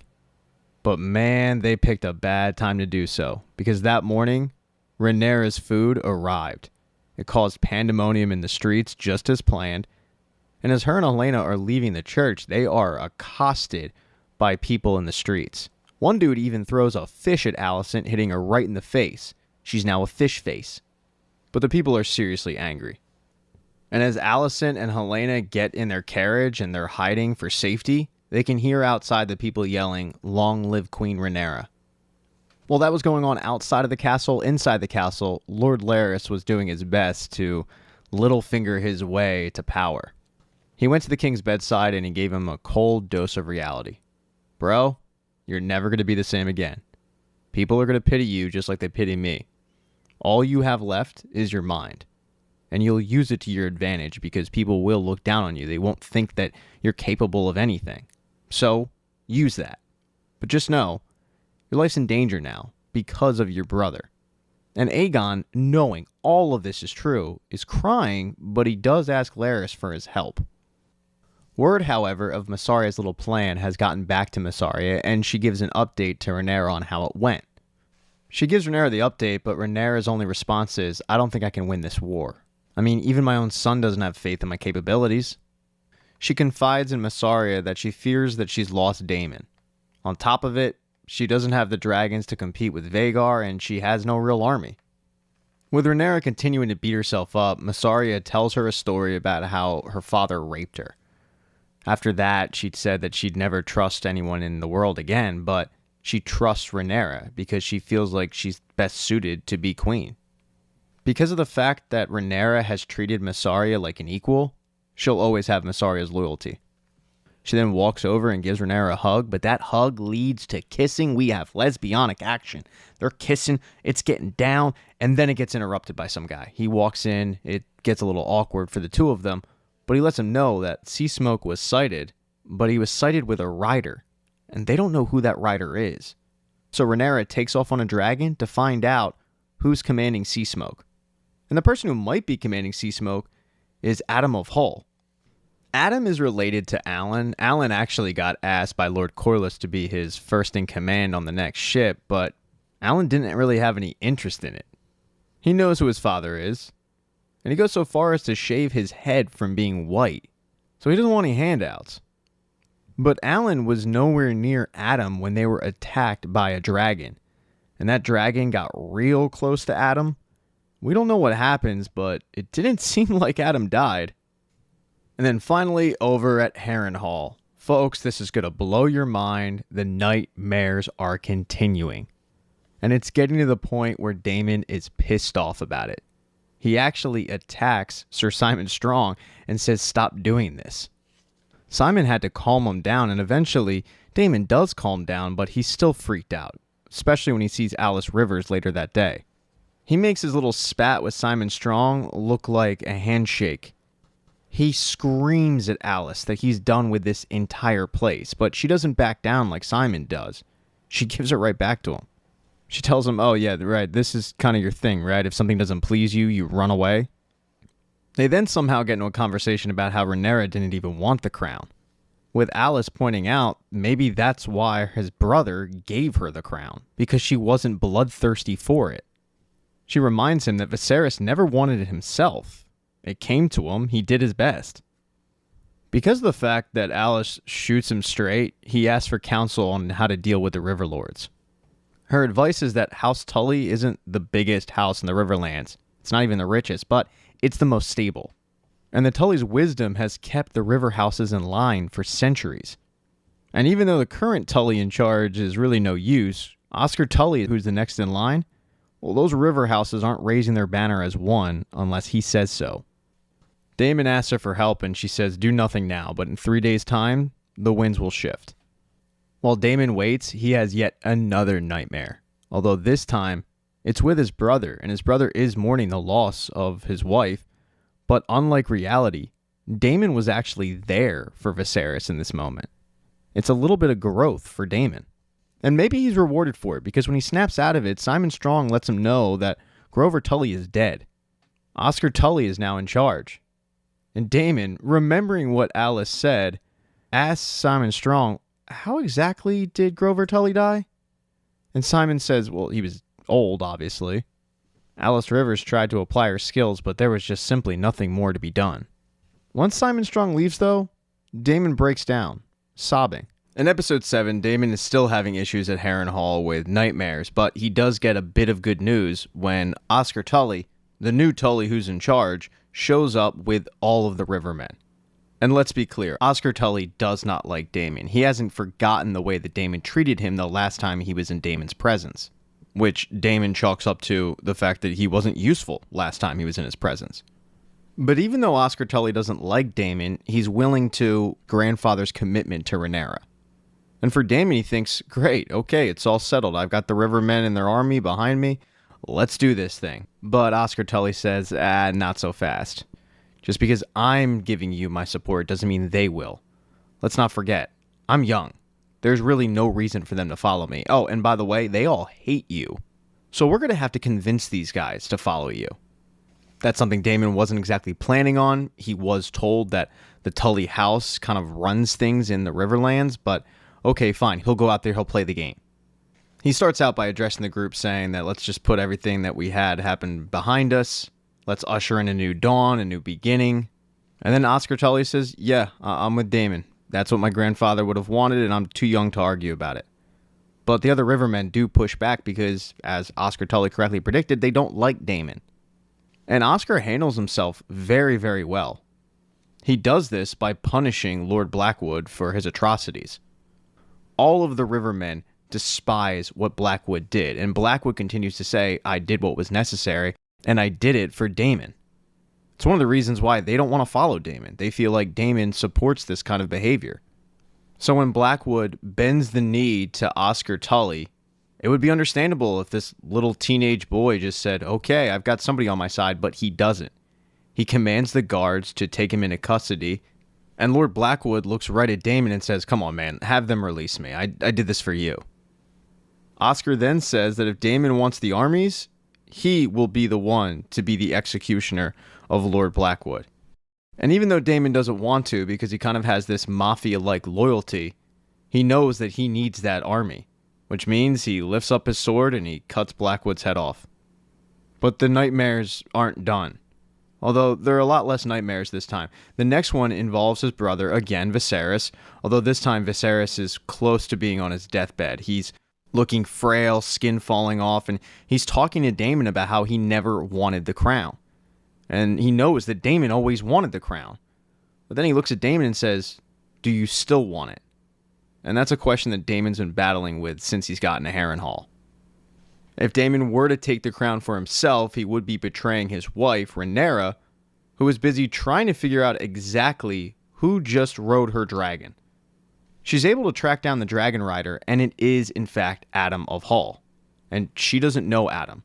So she just thinks that Adam stole her dragon, and she also doesn't know exactly what Adam wants, so she's a little on edge when she confronts him. But it turns out all Adam wants to do is bend the knee to her and serve her. And considering that Rhaenyra has been surrounded by people lately who seem to be out for their own doing, having someone simply bend the knee is a nice change of pace. So she tells Adam, can you get Sea Smoke back to Dragonstone? And Adam's like, yeah, I'll try. She promises Adam that he will be safe at Dragonstone, and now she knows that her theory, or really Jace's theory, is correct. That if you have a little bit of Targaryen blood in you, you might be able to fly a dragon. And now she just needs to get more soldiers. When she gets back to Dragonstone, though, she doesn't meet with her council. Instead, she meets with Mysaria. She fills Mysaria in on everything that happened with Adam and the fact that he must have some Targaryen blood in him. She just doesn't know exactly where it came from. And she starts looking over the pages of family trees and trying to figure out maybe where it came from. And Mysaria starts to laugh. She says, "I'm sorry, but you're looking in the wrong place. You need to look in the bed sheets. Look, I was at King's Landing and I worked in a lot of brothels. Targaryens would come in and out of there. There's a lot of bastards who have Targaryen blood in them. You just gotta find them." And considering Rhaenyra has 2 bastard sons of her own, she's all for this idea. She's gonna create an army of bastard dragon riders. That's the way to win this war. But that does not sit well with her son. Jace is pissed. Even though this was Jace's idea, Jace's real idea was doing what she was initially doing, looking at family trees, finding people that have nobility, not finding bastards in the streets. He doesn't want his mom to go through this plan, sending word to King's Landing and basically finding anybody with blonde hair who doesn't know their dad to show up and try to ride a dragon. And one of the reasons why is because he is a bastard, and he knows that. He knows who his dad is, but he's very sensitive to the fact that he never really knew his dad. And even though Rhaenyra has said that Jace is next in line for the throne, he feels like anybody who rides a dragon could just claim that they're going to take over the 7 kingdoms. But what this really boils down to is the fact that Jace could ride a dragon kind of separated himself from other bastards. And now his mom is trying to make it an even playing field. So he doesn't want his mom going through this for not only selfish reasons, but very, very insecure reasons. And for Rhaenyra, while she feels bad about the fact that her son is uncomfortable in his own skin, she also knows that this is her one opportunity to stop a meaningless war. So she's going to go through with it. But Jace isn't the only one who's pissed. Most of her council can't believe this theory. When they get word that Seasmoke had a rider and he's at Dragonstone, they're pissed. They don't trust it. And they start to blame Lord Corlys when they find out that it's one of Corlys's deckhands. And Corlys has a pretty good idea of who it might be. He knows that it might be one of his sons. He is a little surprised, though, when he walks the room and he sees Adam and not Alan. But as he looks at his bastard son, who has made something of himself, with no help, he's impressed. And he tells him, "Good work." But those 2 words mean a lot more than just good work. Corlys then leaves Adam in the castle and he goes and meets with his brother Alan. Alan will be the one who is in charge of hiring fishermen and sailors to get to King's Landing and bring those bastards back, under the cover of night. But then he informs Alan on the fact that his brother is riding a dragon, and he doesn't come right out and say it, but he does kind of put a feeler out there to Alan on whether or not he would want to try to ride a dragon like his brother, and Alan's not interested. He's also not surprised, though, that Adam would want to try something like that. While Alan's always been dedicated to the sea, Adam's always wanted something more. That night, Alan meets with Mysaria, and Mysaria hands him the note that's going to go to her boots-on-the-ground person in King's Landing. Her name's Alinda, and she gets right to work, spreading the word around King's Landing that if you're a bastard, Princess Rhaenyra wants you to come to Dragonstone and try to ride a dragon. And considering the fact that Alinda already has spurned on so much hatred for the current regime, half the work is already done for her. I mean, people are lining up. If they didn't know their dad, they're ready to leave King's Landing and go to Dragonstone. And the next morning, when the ships leave, they've got probably about 30 people. All of them thinking that they have Targaryen blood in them. All of them thinking that they could ride a dragon. Amazingly, though, Alinda's hard work has been missed by the crown. Aemon was too busy punishing those in the Kingsguard that he was blaming for the riots that took place when Rhaenyra's food showed up at the shores. As Lord Larys and Lord Jasper are watching this, Jasper turns to Lord Larys and tells him that he's heard Seasmoke has a rider. He doesn't know who it is, but this is big news. He feels like it might be an opportunity for Lord Larys to get in the good graces of Aemon if he were to give him this information. But Lord Larys says, you know what? You can do that if you want, but I think this is one rumor that's best left just kind of in the wind. After he watches Aemon bring these knights to quote-unquote justice and garner no fans whatsoever, he goes to check on the real king. Aegon. And Aegon's on their men, but it's not going well. He, along with the Maester, have to help Aegon back to bed, and that's when Larys tells him that his progress has been impressive, but he's gotta work harder. He then pulls the Maester aside and tells him to keep pushing Aegon to get better quicker, because he is just not a fan of the Aemon tenure. As for Aegon's other supporter, his mother, well, Alicent doesn't really know her place anymore after getting fired from the council. She decides to go on a little bit of a soul-searching mission. She grabs one of her knights and she just goes camping by herself, trying to find her purpose. And as she's kind of floating in a river with her eyes closed, she seems to have gotten that purpose, although we don't know what it is. And as Alicent was trying to figure out what her role in all of this will be, Rhaenyra's parade of bastards show up at Dragonstone. Unfortunately, she's not going to have the help of the dragon handlers. Yeah, the dragon handlers join a long list of people that do not like Rhaenyra's plan of putting random people on dragons. They're insulted by it, actually, and they walk out. Rhaenyra, though, undeterred, gives the Herb Brooks speech for dragon riders. She starts talking about how she's sick and tired of the Russians, how their time is over. This is our time. Okay, I'm taking some artistic liberties, but she does give a hell of a speech, and then she parades everybody to the same spot where she watched a dragon murder a knight not too long ago. Now, you'd think she'd learn from this mistake and kind of have people one by one come up, but no. She calls the dragon up, and then she says, all right, who wants to go first? And one guy steps forward and says, yeah, okay, I'll go first. And it doesn't go well. Yeah, the dragon starts lighting everybody on fire. People start running. People start falling into the dragon pit. But Rhaenyra doesn't stop it. Because after seeing what happened with Adam, she knows that this will work. It's just a matter of the dragon finding his rider. And when it's all said and done, Rhaenyra doesn't find just one dragon rider, she finds two. One guy's name is Ulf. He's a goofball. He hung out in King's Landing. He always claimed to be a Targaryen. He didn't actually know if he was, though, because he was a bastard. He was just looking for the exit, and then he stumbled into a dragon, and that dragon didn't kill him. The other dragon rider is a guy named Hugh. He, just like Ulf, was a bastard, and he's been going through a really, really tough time in King's Landing.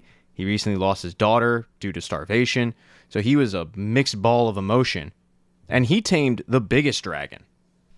Now, with two new dragon riders, Rhaenyra has her army of dragons, and she starts to train Ulf and Hugh. It was quite a surprise to Aemond, Jasper, and Larys as they were sitting at the council table discussing the newest news when they overheard people in the streets yelling that there was a dragon. Initially, Jasper looks at Larys because they think it's Sea Smoke and his new rider, but it's not. It's Ulf. And when Aemond sees this, he's filled with rage. He runs out, he hops on Vhagar, and he starts chasing Ulf down back to Dragonstone. But then, in the distance, Aemond sees what's waiting for him. It's Rhaenyra and her army of dragons, and he has no choice but to pull back before they tear him a new one. And in the season finale, after Aemond failed to take out Rhaenyra and her dragons, he was embarrassed. So he took out his anger on a very small town called Sharp Point. He burned it to the ground. And this was noticed by everybody in the realm. Everybody was on high alert. When Lord Larys found out, he went to Aegon and said, we got to get you out of here now. Your brother's on a warpath. Rhaenyra has been able to find extra dragon riders. We're not sure how, but she was able to do it. Your brother tried to take her out. He failed. He was embarrassed, and he burned Sharp Point to the ground. He's dangerous. So what Lord Larys proposes is he take Aegon out of the city under the cover of night. No one's going to know where exactly he went. And while Aemond and Rhaenyra burn each other to the ground, Aegon will be in hiding, waiting to come back and take over his throne when he's healthy and able to do so. And at first, Aegon wants nothing to do with this plan at all. He doesn't want to live in a place that he finds beneath him. But Larys brings it all into perspective by saying, yes, but you would be living, which is better than dying, and you know how dangerous your brother is. And Aegon is well aware that his brother is very, very dangerous.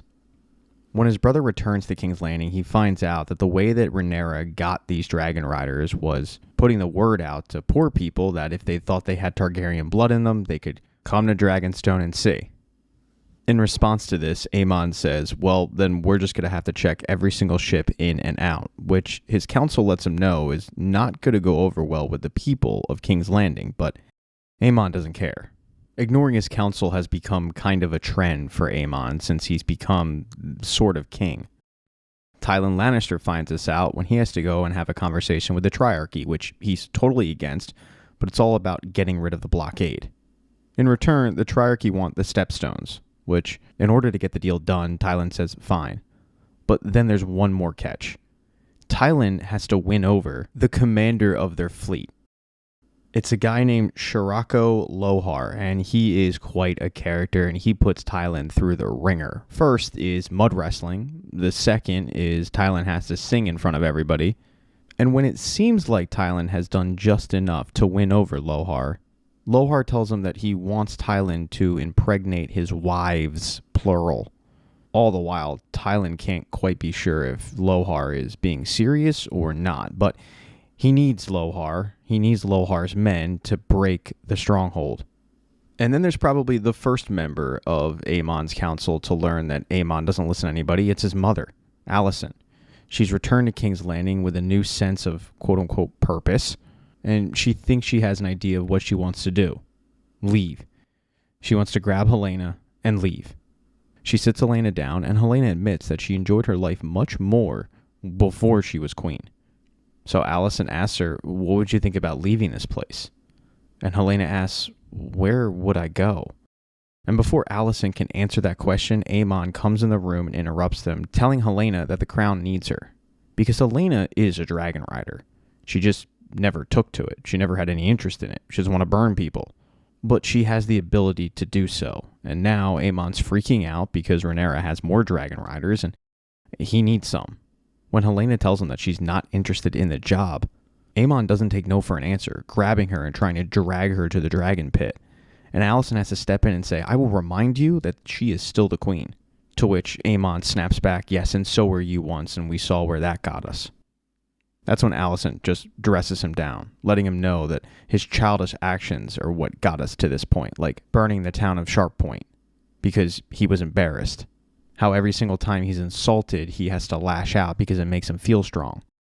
And now he wants to corrupt his own sister.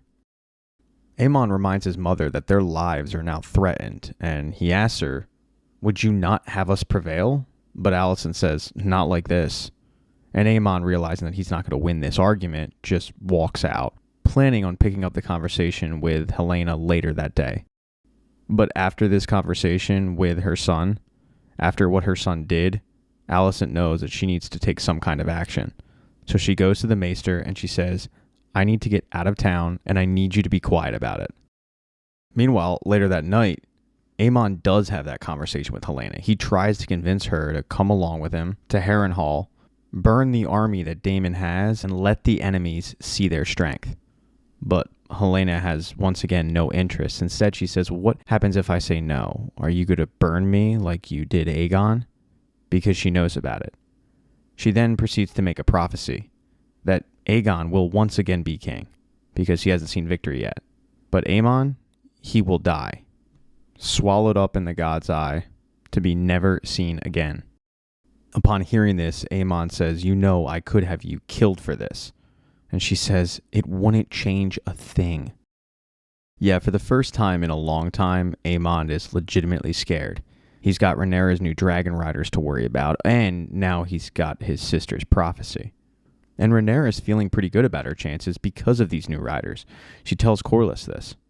Corlys, who's planning on heading out to the sea to fortify the blockade, but before they leave, they do discuss strategy, because Rhaenyra was hoping that these new dragon riders will be a deterrent. But Lord Corlys reminds her that there are people, like Helaena, who could theoretically ride dragons. Because Corlys knows that Aemon is not going to stop at burning Sharp Point, and he's not going to be denied. Right before he says goodbye to her, he reminds her about her strength. While all of this does sound great, he warns her that she needs to crush the beast at its head before too long. She can't get complacent. And then, of course, there's the matter of Daemon. She has no idea what's going on with Daemon. She sent Sir Alfred a while ago to check in on him, but she hasn't heard anything since. Once Rhaenyra does leave, Corlys gets ready to go out to sea, but he needs to talk to his first mate, Alan. Alan really hasn't taken to the job as much as Corlys would have initially thought, so he gives him some tips, but still, Alan's a little quick with him. Corlys can't figure out why Alan isn't appreciative, and that's when Alan just loses it. He unleashes all of that pain that's been bottling up inside of him as the bastard son of Corlys. He talks to Corlys like only one other person in Corlys' life has ever talked to him, and that's his wife. And even though Corlys orders him to stop and move on, Alan doesn't. He just lays into Corlys. He didn't want Corlys' advice, but Rhaenyra did. After heeding Corlys' advice, Rhaenyra meets with her new dragon riders that night, and she gives a toast to them. Everybody's being respectful, they're on their best behavior, except Ulf. He's being a jackass. He's already annoyed the hell out of Jace and just about everybody else, but Rhaenyra needs him. She explains to the table that while she was hoping that the new dragon riders would be a deterrent, after heeding Corlys' advice, she knows that he's right. They have to strike while they have the advantage. They're planning on flying in 3 days' time and taking out the strongholds, Old Town and Lannisport. As she's done delivering the news, she finally gets word from Harrenhal, but it's not from Sir Alfred. It's not even from Daemon. It's from Sir Simon Strong. Sir Alfred did arrive, but Simon Strong overheard a conversation that he thought was a little alarming. Alfred told Daemon that while he would never, ever bend the knee to Aemond or Aegon, he didn't really have a lot of faith in Rhaenyra. And if Daemon were to make a move for the throne, he would back him. With Daemon having this large army, and now you've got people from Rhaenyra's own council conspiring against her, Simon wanted to tip her off that, hey, you might want to stop on by. And that's exactly what Rhaenyra does. She gets on her dragon first thing in the morning, and she flies to Harrenhal to find out exactly what is going on. And Simon meets her at the gate. When she walks in, she's blown away because the army is huge, but she doesn't know if that army is for her or if it's for Daemon. Now, up until this point, Daemon has had his eyes set on the throne, but he had a little bit of a change of heart thanks to the previous night. Alice Rivers woke him up. She brought him to the weirwood tree, and she was able to show him the future. When Daemon touched the tree, he saw everything that would happen in Game of Thrones. I'm talking three-eyed ravens. I'm talking White Walkers. He sees a blonde with a bunch of dragons. He doesn't know that it's Daenerys, but still, it's important. And then finally, he sees Rhaenyra on the throne. And Helaena tells him that you are one little piece in all of this. And that changed his line of thinking. He realized that he was one pawn in a large, large game. So when Rhaenyra shows up at Harrenhal, he doesn't argue with her. He doesn't fight with her. He bends the knee. He tells her that all these men are going to fight for her, and that he is there to make sure that she takes the throne. It's a big relief for Rhaenyra. It looks like Rhaenyra now finally has everything at her disposal to end this war. She's just got one problem. She's conflicted, because in order to end this war, she would have to spill a lot of innocent blood. She talks to Mysaria about this, and Mysaria encourages her to put a stop to the war.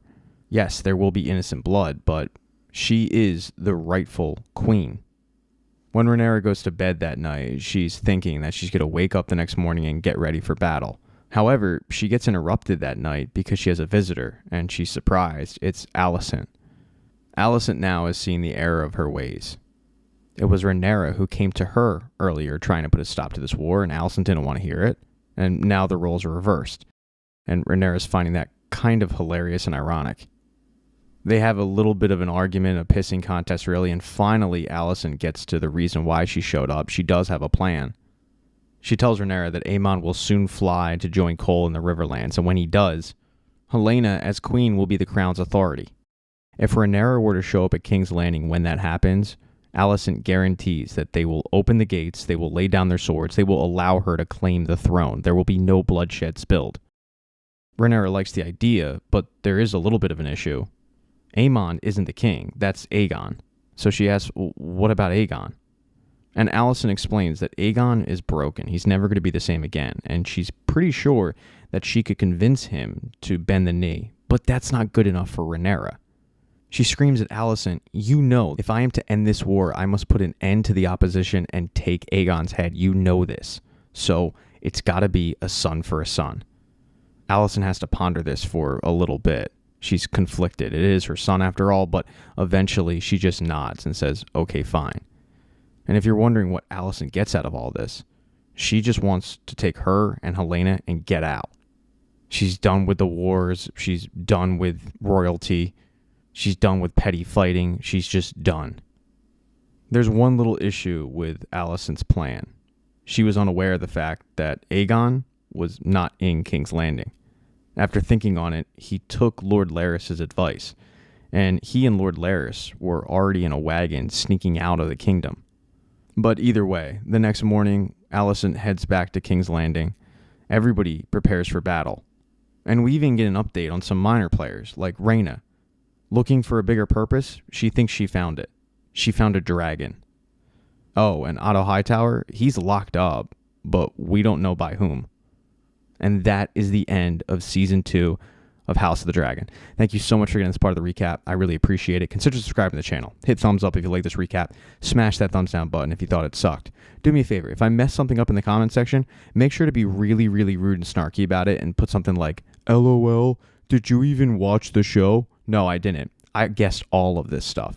Obviously, being a little tongue-in-cheek here, be nice in the comment section, all right? Just move on, or, I don't know, hit thumbs down or something. Oh, and buy like a shirt or a mug or something. But just know, I do appreciate you getting this far into the recap.